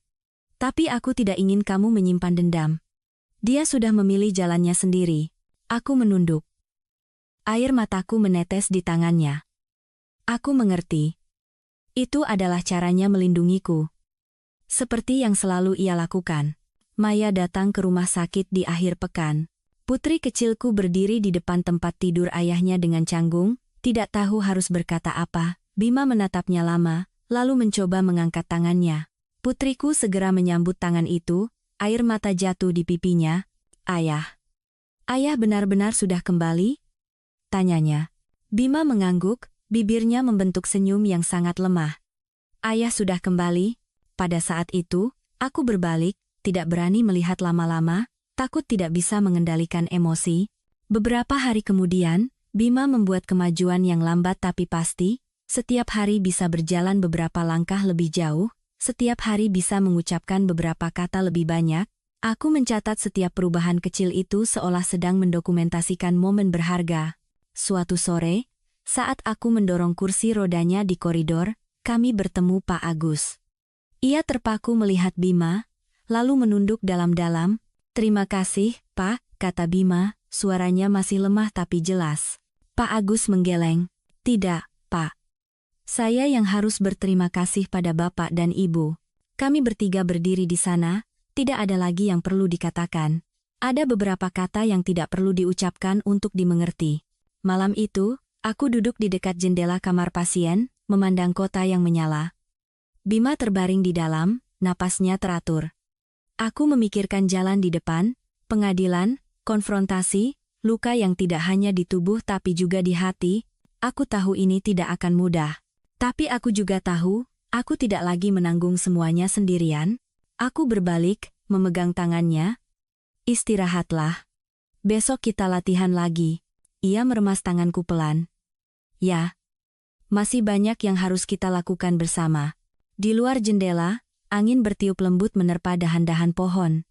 Aku mengerti, hidup tidak bisa kembali seperti dulu. Tapi hidup yang baru sedang terbentuk. Perlahan, menyakitkan, tapi nyata. Beberapa hari kemudian, ritme hidup kami perlahan stabil dalam bentuk yang sangat berbeda. Bukan lagi jam-jam tegang menunggu alarm mesin, bukan lagi ketakutan bahwa sekejap saja berpaling akan kehilangannya selamanya. Gantinya, ada tekanan lain yang lebih sunyi, lebih berat. Kenyataan. Perlahan, kenyataan menarik Bima kembali ke dunia ini, bersama semua kehancuran yang menyertainya. Pagi itu, Bima berhasil duduk tegak lebih lama dari biasanya. Aku sedang mengupas apel ketika mendengar suaranya memanggil, pelan tapi jelas. Aku menoleh, melihatnya menatapku dengan tatapan anehnya serius. "Sari, aku ingin bertemu ayah dan ibu." Tanganku berhenti di udara. Aku tahu momen ini akan datang. "Kamu yakin? Dokter bilang kamu harus menjaga kondisi psikologismu tetap stabil." "Aku harus tahu bagaimana keadaan semua orang," katanya, kata demi kata seolah mengumpulkan seluruh tenaga. "Aku tidak bisa pura-pura tidak terjadi apa-apa." Aku mengangguk. Aku tidak punya hak melarangnya menghadapi keluarganya, hidupnya sendiri. Siang harinya, mertuaku datang. Suasana di kamar pasien sangat berbeda dari sebelumnya. Tidak ada tangisan, tidak ada kata-kata emosional, semua orang diam, seolah berdiri di depan sebuah retakan besar yang tidak ada yang tahu bagaimana cara melewatinya. Ayah mertua yang pertama bicara. "Bagaimana perasaanmu, Nak?" "Lebih baik, ya," jawab Bima. Suaranya masih lemah, tapi tatapannya kuat. Ibu mertua duduk di samping tempat tidur, tangannya gemetar mengelus lengannya. "Kamu kurus sekali. Ibu tidak becus menjagamu." Bima menggeleng pelan. "Bu, aku sudah tahu semuanya." Ucapan itu membuat ibu mertua terdiam. Ia menatapku, lalu ayah mertua, seolah mencari penjelasan. Aku menunduk, tidak ikut campur. Ini adalah percakapan yang harus ia selesaikan sendiri.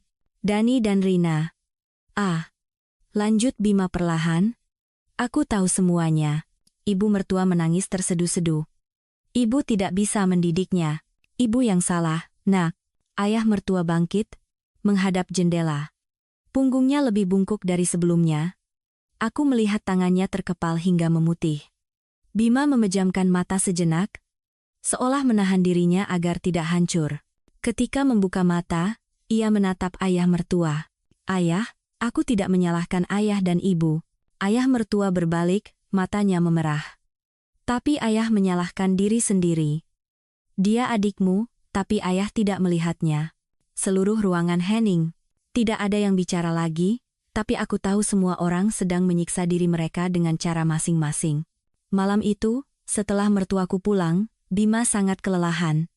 Aku membantunya berbaring, merapikan bantalnya. Ia memegang tanganku lama sekali, tidak melepaskannya. "Kamu lelah?" tanyanya. "Kenapa bertanya begitu?" Aku tersenyum tipis.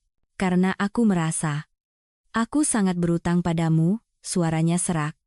"Kalau aku tidak jatuh sakit, kamu tidak harus menanggung semua ini." Aku membungkuk, menempelkan keningku di keningnya. "Jangan bicara begitu. Suami istri memang begitu. Terkadang yang satu berjalan di depan, terkadang yang satu menjaga rumah." Ia tertawa kecil, senyum yang lemah tapi tulus. Aku benar-benar beruntung. Hidungku terasa perih. Aku tidak menjawab, hanya meletakkan tanganku di bahunya, merasakan kehangatan yang akrab, kehangatan yang pernah kutakutkan akan hilang selamanya. Keesokan harinya, pengacara memberitahu akan ada konfrontasi resmi antara Bima dan Dani. Mendengar berita itu, aku melihatnya terdiam lama. Sampai malam hari, ia berkata padaku, "Aku ingin menemuinya." Aku tidak terkejut. Aku hanya bertanya, "Apa kamu akan kuat?" "Tidak kuat pun harus kuat." Ia menatapku lurus. Aku tidak bisa membiarkan ini terus menggantung di hatiku. Pertemuan itu diadakan di ruang privat rumah sakit, dihadiri oleh penyidik dan pengacara. Dani dibawa masuk, posturnya kurus, matanya menghindar. Ketika melihat Bima terbaring di tempat tidur, Dani terpaku, seolah tidak percaya. "Mas," panggil Dani. Suaranya bergetar. Bima menatap adiknya lama sekali. Tidak ada kemarahan, tidak ada dendam, hanya tatapan kosong yang menyakitkan. "Kenapa?" tanyanya. Dani menunduk, kedua bahunya bergetar. Aku takut. Aku pikir kalau Mas tidak bangun, semuanya akan beres." "Beres untuk siapa?" tanya Bima lagi, suaranya tetap datar. Dani menangis. "Untukku." Jawaban itu membuat seluruh ruangan hening. Bima memejamkan mata, menghela napas panjang. "Sudah cukup." Dani mendongak kaget. Mas tidak mau bicara apa-apa lagi? Apa lagi yang mau dibicarakan?"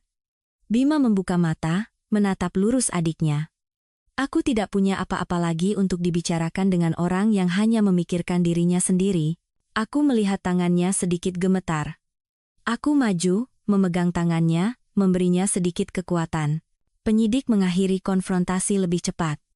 Dani dibawa keluar, berjalan terhuyung-huyung seperti orang linglung. Setelah hari itu, Bima menjadi lebih pendiam. Beberapa malam ia hanya menatap langit-langit kamar, tidak tidur. Aku tidak bertanya, hanya berada di sisinya, agar ia tahu ia tidak sendirian. Suatu pagi, saat aku membantunya latihan berjalan, ia berkata tak terduga, "Sari, aku ingin pulang." Aku terkejut. "Pulang ke rumah besar?" Iya, ia mengangguk. Aku harus menghadapinya. Aku tidak bisa terus bersembunyi di rumah sakit. Aku mengerti. Pulang bukan hanya kembali ke sebuah tempat, tapi kembali ke posisinya sebagai anak, suami, dan ayah, di tengah semua kejadian ini. Hari kepulangannya dari rumah sakit, seluruh keluarga menjemput. Ibu mertua sudah menyiapkan sup hangat. Ayah mertua berdiri di depan pintu, menatap Bima melangkahkan kakinya perlahan masuk ke dalam rumah, matanya memerah. Maya berlari keluar, memeluk kaki ayahnya. Ayah benar-benar pulang. Bima membungkuk, memeluk putrinya, meskipun gerakannya masih kaku. Iya, sayang. Ayah pulang.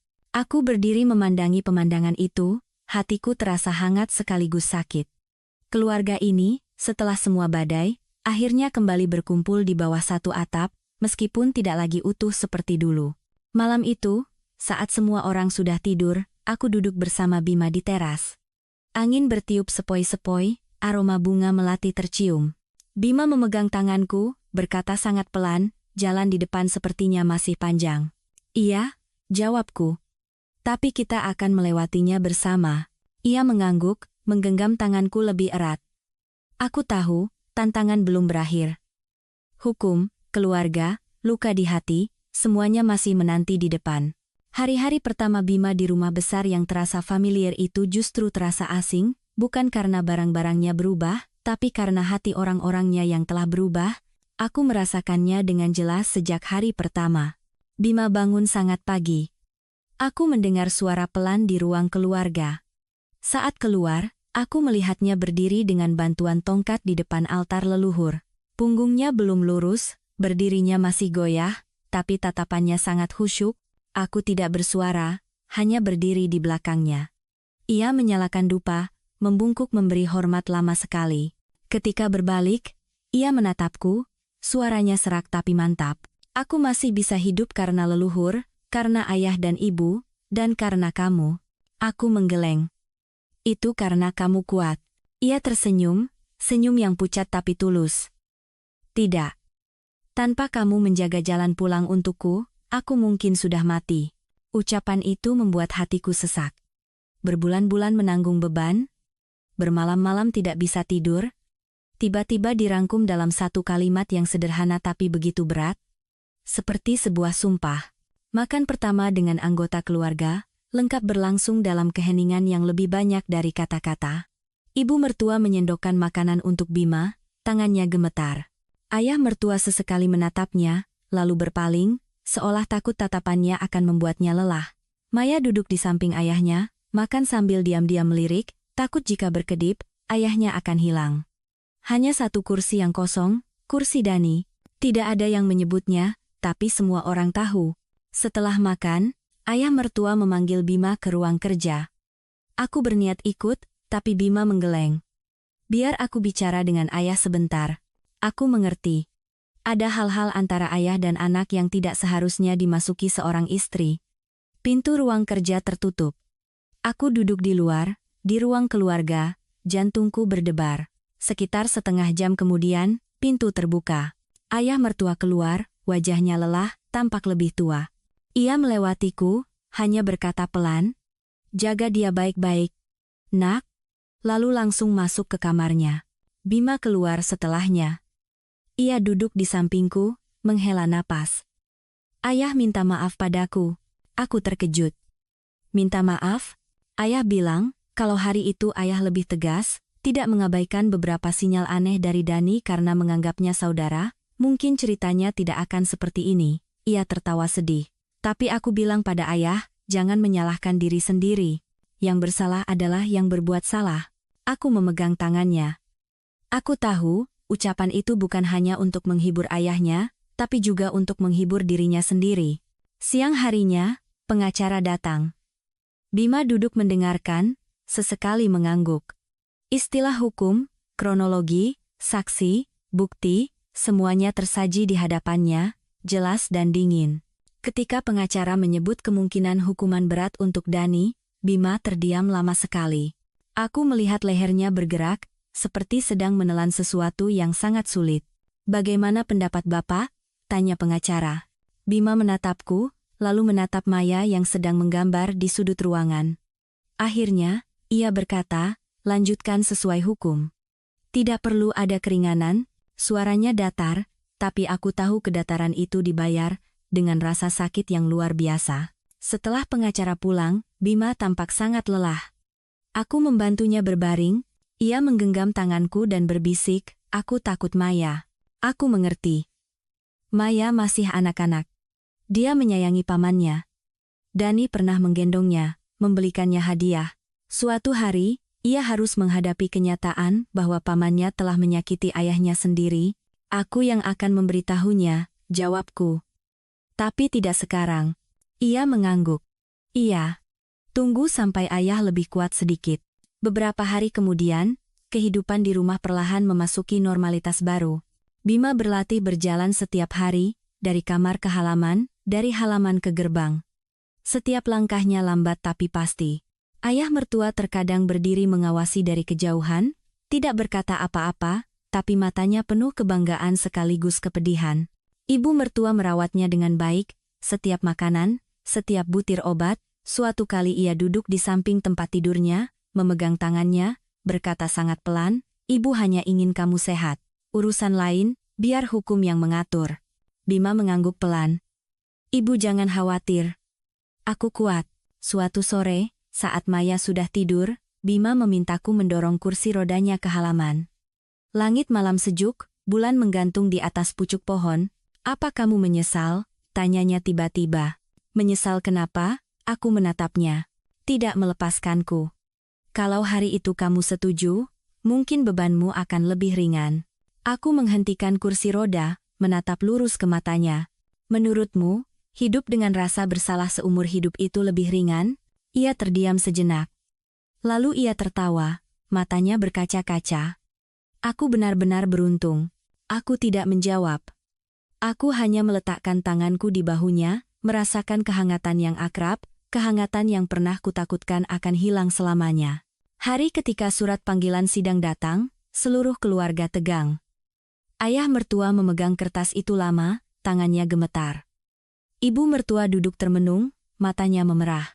Bima mengambilnya, selesai membaca, lalu melipatnya dengan rapi, sudah waktunya. Aku menatapnya, melihat ketenangan yang berbeda dari sebelumnya. Tidak ada keraguan, tidak ada penghindaran. Malam itu, aku berbicara dengan Maya. Aku menceritakan padanya dengan kata-kata paling sederhana, bahwa Paman Dani telah melakukan kesalahan dan harus bertanggung jawab.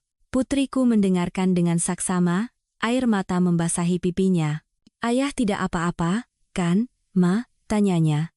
Aku memeluknya. "Ayah sedang dalam proses menjadi lebih kuat. Dan ayah sangat membutuhkanmu." Putriku mengangguk, menyeka air matanya. "Maya akan jadi anak baik." Malam itu aku tidur di samping Bima, mendengarkan napasnya yang teratur. Aku memikirkan hari sidang, tatapan mata orang-orang, tuduhan-tuduhan. Aku tahu jalan di depan tidak akan mudah.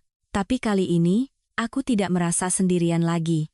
Di sampingku ada dia, ada keluarga, ada kebenaran yang telah terungkap.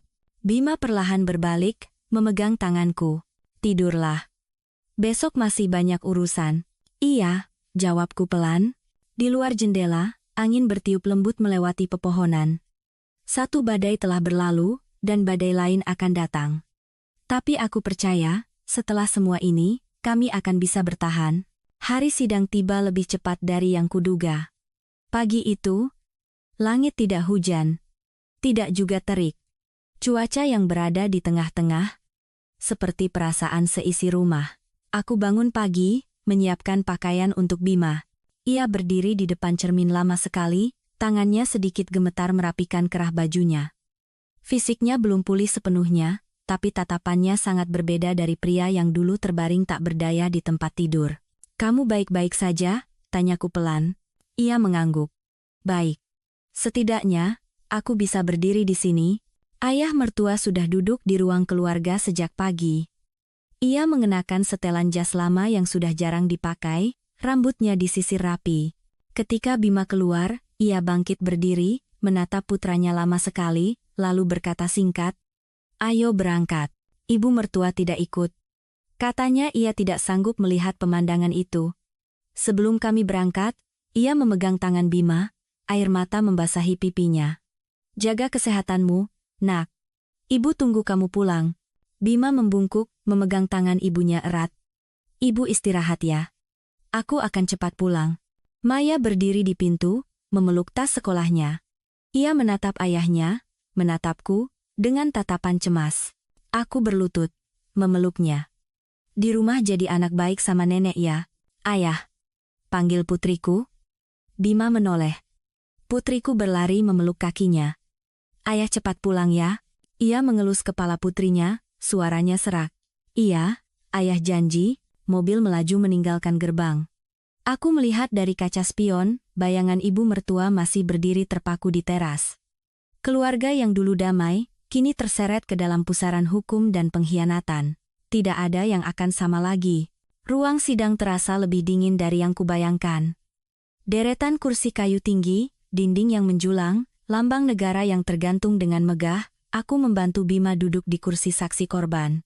Ayah mertua duduk di sampingnya, tangan di atas pangkuan, punggungnya tegak tapi bahunya terasa berat. Ketika Dani dibawa masuk, jantungku berdebar. Dia sangat kurus, wajahnya kuyu, matanya menghindar. Rina berjalan di belakangnya. Air mata sudah membasahi pipinya entah sejak kapan. Keduanya tidak berani menatap ke arah kami. Bima menatap mereka lama. Aku melihat tangannya terkepal, tapi wajahnya tetap tenang. Aku menggenggam tangannya, memberinya sedikit kehangatan. Sidang dimulai. Jaksa membacakan dakwaan. Semua detail disajikan dengan jelas, dingin. Aku mendengarnya dan merasa merinding. Saat-saat ia terbaring tak sadarkan diri, upaya intervensi obat, risiko yang hampir merenggut nyawanya, semuanya diulang seperti daftar tanpa emosi. Ketika tiba giliran Dani untuk menjawab, ia membungkuk, suaranya bergetar. Terdakwa mengakui semua perbuatannya. Ruang sidang sempat riuh sejenak, lalu hening. Aku melirik ayah mertua. Beliau memejamkan mata, seolah tak punya kekuatan untuk mendengar lebih lanjut. Rina menangis tersedu-sedu, terus mengulang bahwa ia hanya mengikuti suaminya, tidak mengerti semua konsekuensinya. Tapi kata-kata itu tidak lagi punya bobot, kebenaran sudah terlalu jelas. Tiba giliran Bima memberikan pendapat. Ia perlahan berdiri, bersandar pada sandaran kursi. Aku ingin ikut bangkit. Tapi ia memberiku isyarat tidak perlu. Ia menatap lurus ke arah majelis hakim, suaranya masih lemah tapi jelas. Saya tidak meminta keringanan hukuman. Saya hanya berharap hukum ditegakkan sebagaimana mestinya. Kalimat yang singkat, tapi membuat hatiku sakit. Itu bukan kekejaman, tapi garis batas terakhir yang ia tetapkan untuk melindungi dirinya dan keluarganya. Dani mendongak, menatapnya, air mata mengalir. Mas tidak memaafkanku? Bima menatap adiknya lama.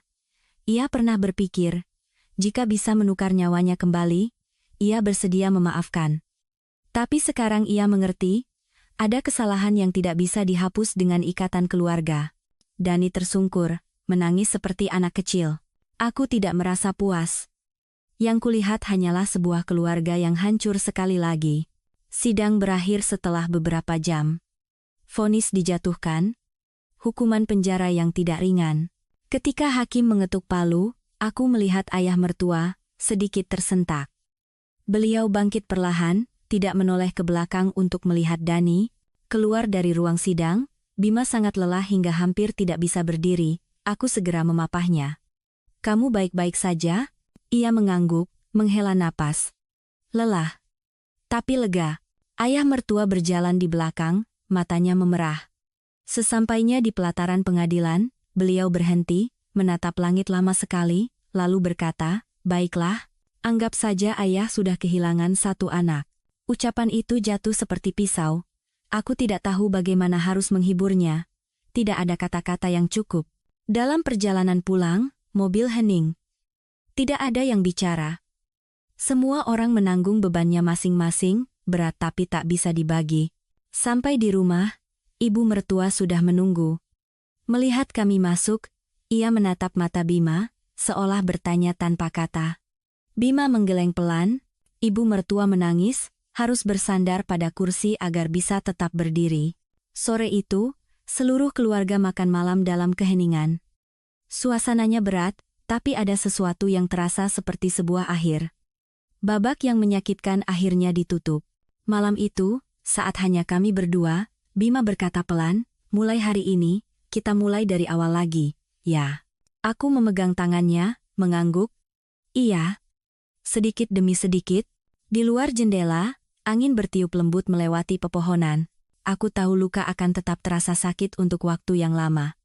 Tapi kebenaran telah terungkap. Dan kami tidak perlu lagi hidup dalam kegelapan. Setelah sidang, hari-hari pertama di rumah berlalu dengan berat. Seolah ada lapisan es yang menutupi setiap aktivitas. Tidak ada yang membicarakan Dani atau Rina lagi, tapi ketiadaan mereka terasa di mana-mana. Kursi kosong di meja makan, sandal yang familiar di teras, atau bahkan kalimat yang belum selesai, yang tak ada lagi yang mendengarkannya. Aku sadar, akhir dari kasus hukum bukan berarti akhir dari rasa sakit. Itu hanya membuka babak lain yang lebih panjang, lebih lambat, dan butuh lebih banyak kesabaran untuk hidup bersamanya. Bima mulai berlatih berjalan ke gerbang rumah setiap pagi. Aku berjalan di sisinya, tangan siap memapah jika ia goyah. Ayah mertua biasanya berdiri di teras, pura-pura menyiram tanaman, tapi matanya tidak pernah lepas dari setiap langkah putranya. Pernah sekali Bima salah langkah, ayah mertua hampir berlari menolong, lalu menahan diri, sabar berdiri di sana. Aku tahu, beliau sedang belajar untuk percaya pada kekuatan putranya, sama seperti percaya bahwa keluarga ini masih bisa berdiri. Ibu mertua menjadi lebih pendiam. Ia memasak, mengurus tidur Bima dengan sangat teliti. Tapi terkadang aku melihatnya duduk sendirian di depan altar, menyalakan dupa lama sekali. Pernah sekali aku menghampirinya, ia menggenggam tanganku, suaranya serak, "Ibu minta maaf, Nak. Kalau saja hari itu ibu lebih sadar, tidak membela secara membabi buta." Aku menggeleng. "Bu, jangan salahkan diri sendiri, tidak ada yang menyangka orang dalam keluarga akan melakukan hal seperti itu." Ia mengangguk, air mata jatuh di tanganku. "Kamu sudah susah payah." Aku tahu kata-kata itu tidak bisa menghapus masa lalu, tapi setidaknya itu membuatku merasa tidak menanggungnya sendirian lagi. Maya kembali ke sekolah setelah libur beberapa hari. Pagi pertama, putriku memegang tangan ayahnya erat-erat. Bima membungkuk, memeluknya, meskipun gerakannya masih kaku karena lengannya masih lemah.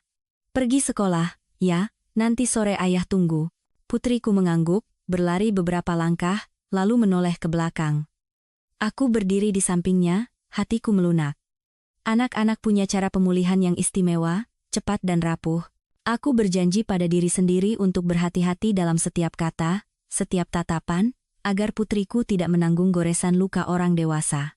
Suatu sore, saat Bima sedang tidur, pengacara menelepon, memberitahu bahwa kasusnya sudah ditutup, hanya menyisakan beberapa prosedur akhir. Aku berterima kasih dan menutup telepon, memandangnya tidur dengan tenang, hatiku sedikit lebih lega. Tapi lega bukan berarti kosong. Apa yang hilang tidak bisa kembali seperti semula. Sore itu, Bima bangun dan berkata ingin duduk di taman belakang. Aku mendorong kursi rodanya. Angin bertiup lembut, membawa aroma tanah basah. Ia menatap pepohonan lama, lalu berkata, "Kukira setelah semua ini, yang tersisa hanyalah kemarahan." Ternyata, yang paling banyak tersisa adalah rasa lelah. Aku duduk di sampingnya. Kalau lelah, istirahat, tidak perlu kuat sepanjang waktu. Ia tertawa kecil. "Kamu bicara seperti ibu." "Aku belajar dari ibu," jawabku. Kami duduk dalam diam, mendengarkan kicau burung.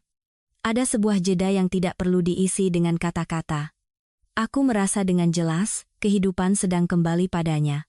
Tidak gegap gempita, tidak spektakuler, tapi kokoh seperti akar pohon yang mencengkeram dalam di tanah. Malam harinya, ayah mertua memanggil Bima ke ruang kerja. Kali ini, aku tidak menunggu di luar.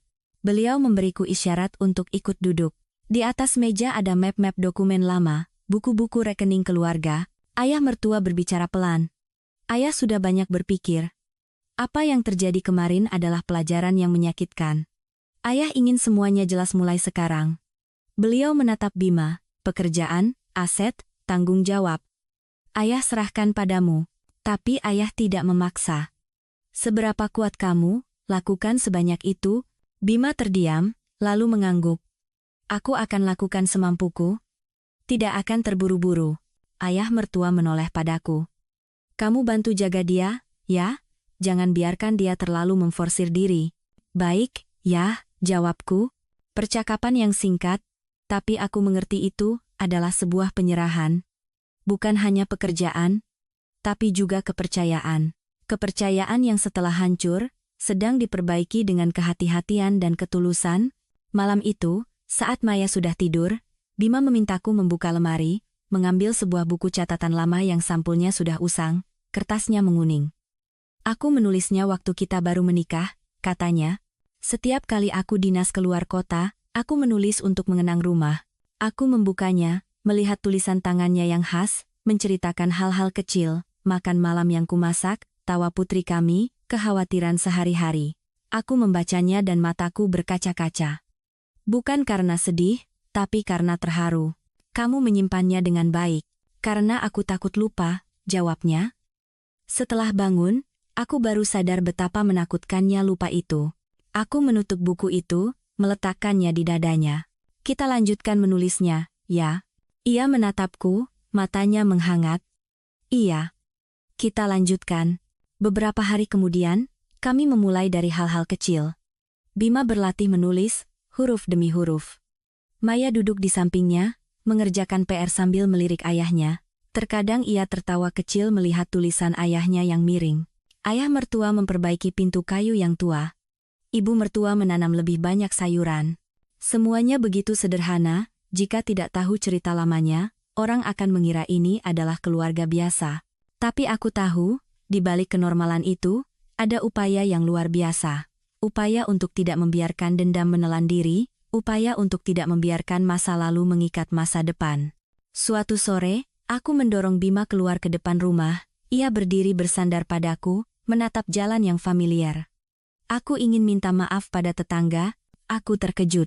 Minta maaf? Karena membuat mereka harus melihat hal yang tidak baik, katanya. Dan karena aku tidak bisa melindungi keluarga ini dengan baik. Aku tidak membantah. Kami berjalan ke rumah terdekat. Satu persatu, ia menyapa, berbicara dengan tulus. Tidak ada yang menyalahkan, beberapa bahkan menepuk bahunya, berkata, yang penting sudah sembuh. Aku menatapnya, melihat sebuah kekuatan lain sedang tumbuh. Bukan kekuatan otot, tapi kekuatan tanggung jawab. Malam itu saat kembali, Bima lelah tapi bahagia. Ia berbaring, napasnya teratur. Aku duduk di sampingnya, memikirkan jalan yang tersisa. Masih akan ada malam-malam tanpa tidur, masih akan ada kenangan yang datang tak terduga. Tapi kami punya cara untuk menghadapinya, bersama. Bima memegang tanganku, berkata sangat pelan, "Terima kasih, tidak meninggalkanku." Aku meremas tangannya. Karena kamu adalah rumah. Di luar jendela, bulan naik tinggi, cahayanya yang lembut menyinari halaman. Aku mengerti, babak yang menyakitkan sedang ditutup, memberi jalan bagi babak baru. Tidak sempurna, tapi nyata. Musim panas tahun itu datang terlambat. Hari-hari pertama, sinar matahari mengintip malu-malu dari seladahan pohon di depan rumah. Tidak menyengat, tidak gemerlap.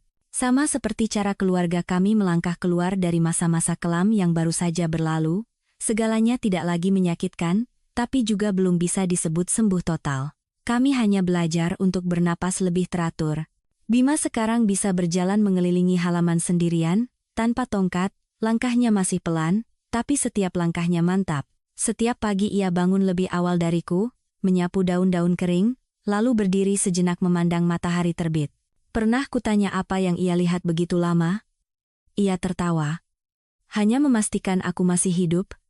Dan hari ini nyata. Ayah mertua lebih sedikit bicara dari sebelumnya, tapi punggungnya lebih tegak. Ia tidak lagi bersembunyi di ruang kerja terlalu lama. Terkadang ia keluar, duduk minum teh bersama Bima di teras. Bukan membahas bisnis, hanya membicarakan hal-hal lama, masa mudanya. Aku lewat dan mendengar tawa kecil mereka, hatiku terasa sangat lega. Ibu mertua masih bangun pagi untuk memasak. Ia memasak hidangan sederhana tapi lengkap. Terkadang ia menyuruhku duduk, mengambilkan ikan untukku. Makan yang banyak, nak. Kamu kurus sekali. Aku menatapnya, melihat di matanya tidak ada lagi kewaspadaan seperti dulu, melainkan kepercayaan dan penerimaan. Aku mengerti, kehilangan telah membuatnya sadar apa yang terpenting. Maya perlahan kembali menjadi anak-anak seutuhnya. Ia lebih banyak tertawa, lebih banyak bicara, tidak lagi terbangun kaget di tengah malam. Suatu sore, putriku membawa buku catatannya. Di dalamnya ada esai dengan judul, "Untuk Orang Yang Paling Kucintai." Ia menulis tentang ayahnya. Tulisannya masih kekanak-kanakan, tapi setiap kalimatnya tulus dari hati. Aku membacanya dan menangis. Bukan karena sedih, tapi karena tahu putriku telah melewati ketakutannya sendiri. Bima selesai membaca esai itu, dan terdiam lama, lalu ia memeluk putrinya, berkata pelan, "Maafkan ayah, ya. Membuatmu harus tumbuh terlalu cepat." Putriku menggeleng, memeluk leher ayahnya erat. "Tidak apa-apa ayah, yang penting ayah sudah kembali." Suatu siang, saat seluruh keluarga sedang membantu membersihkan ruang kerja lama Bima, aku menemukan sebuah kotak kayu kecil. Di dalamnya ada foto-foto keluarga lama, ada foto pernikahan kami, foto saat Maya baru lahir, bahkan ada foto Bima berdua dengan Dani saat mereka masih remaja. Aku sempat terdiam, lalu meletakkan foto-foto itu di samping. Bima melihatnya dan mendekat. Ia tidak menghindar. Ia hanya mengambil foto-foto lama itu, melihatnya dalam diam. "Simpan saja," katanya. "Bukan untuk mengingat rasa sakitnya, tapi untuk mengingat bahwa kita pernah percaya pada seseorang, pernah menyayangi seseorang. Supaya tidak terulang lagi." Aku mengangguk. Ada beberapa kenangan yang tidak seharusnya dihapus, hanya perlu diletakkan di tempat yang benar. Kehidupan perlahan kembali ke ritme yang familiar. Bima kembali bekerja, tapi hanya setengah hari. Ayah mertua tidak memaksa, ibu mertua tidak mendesak.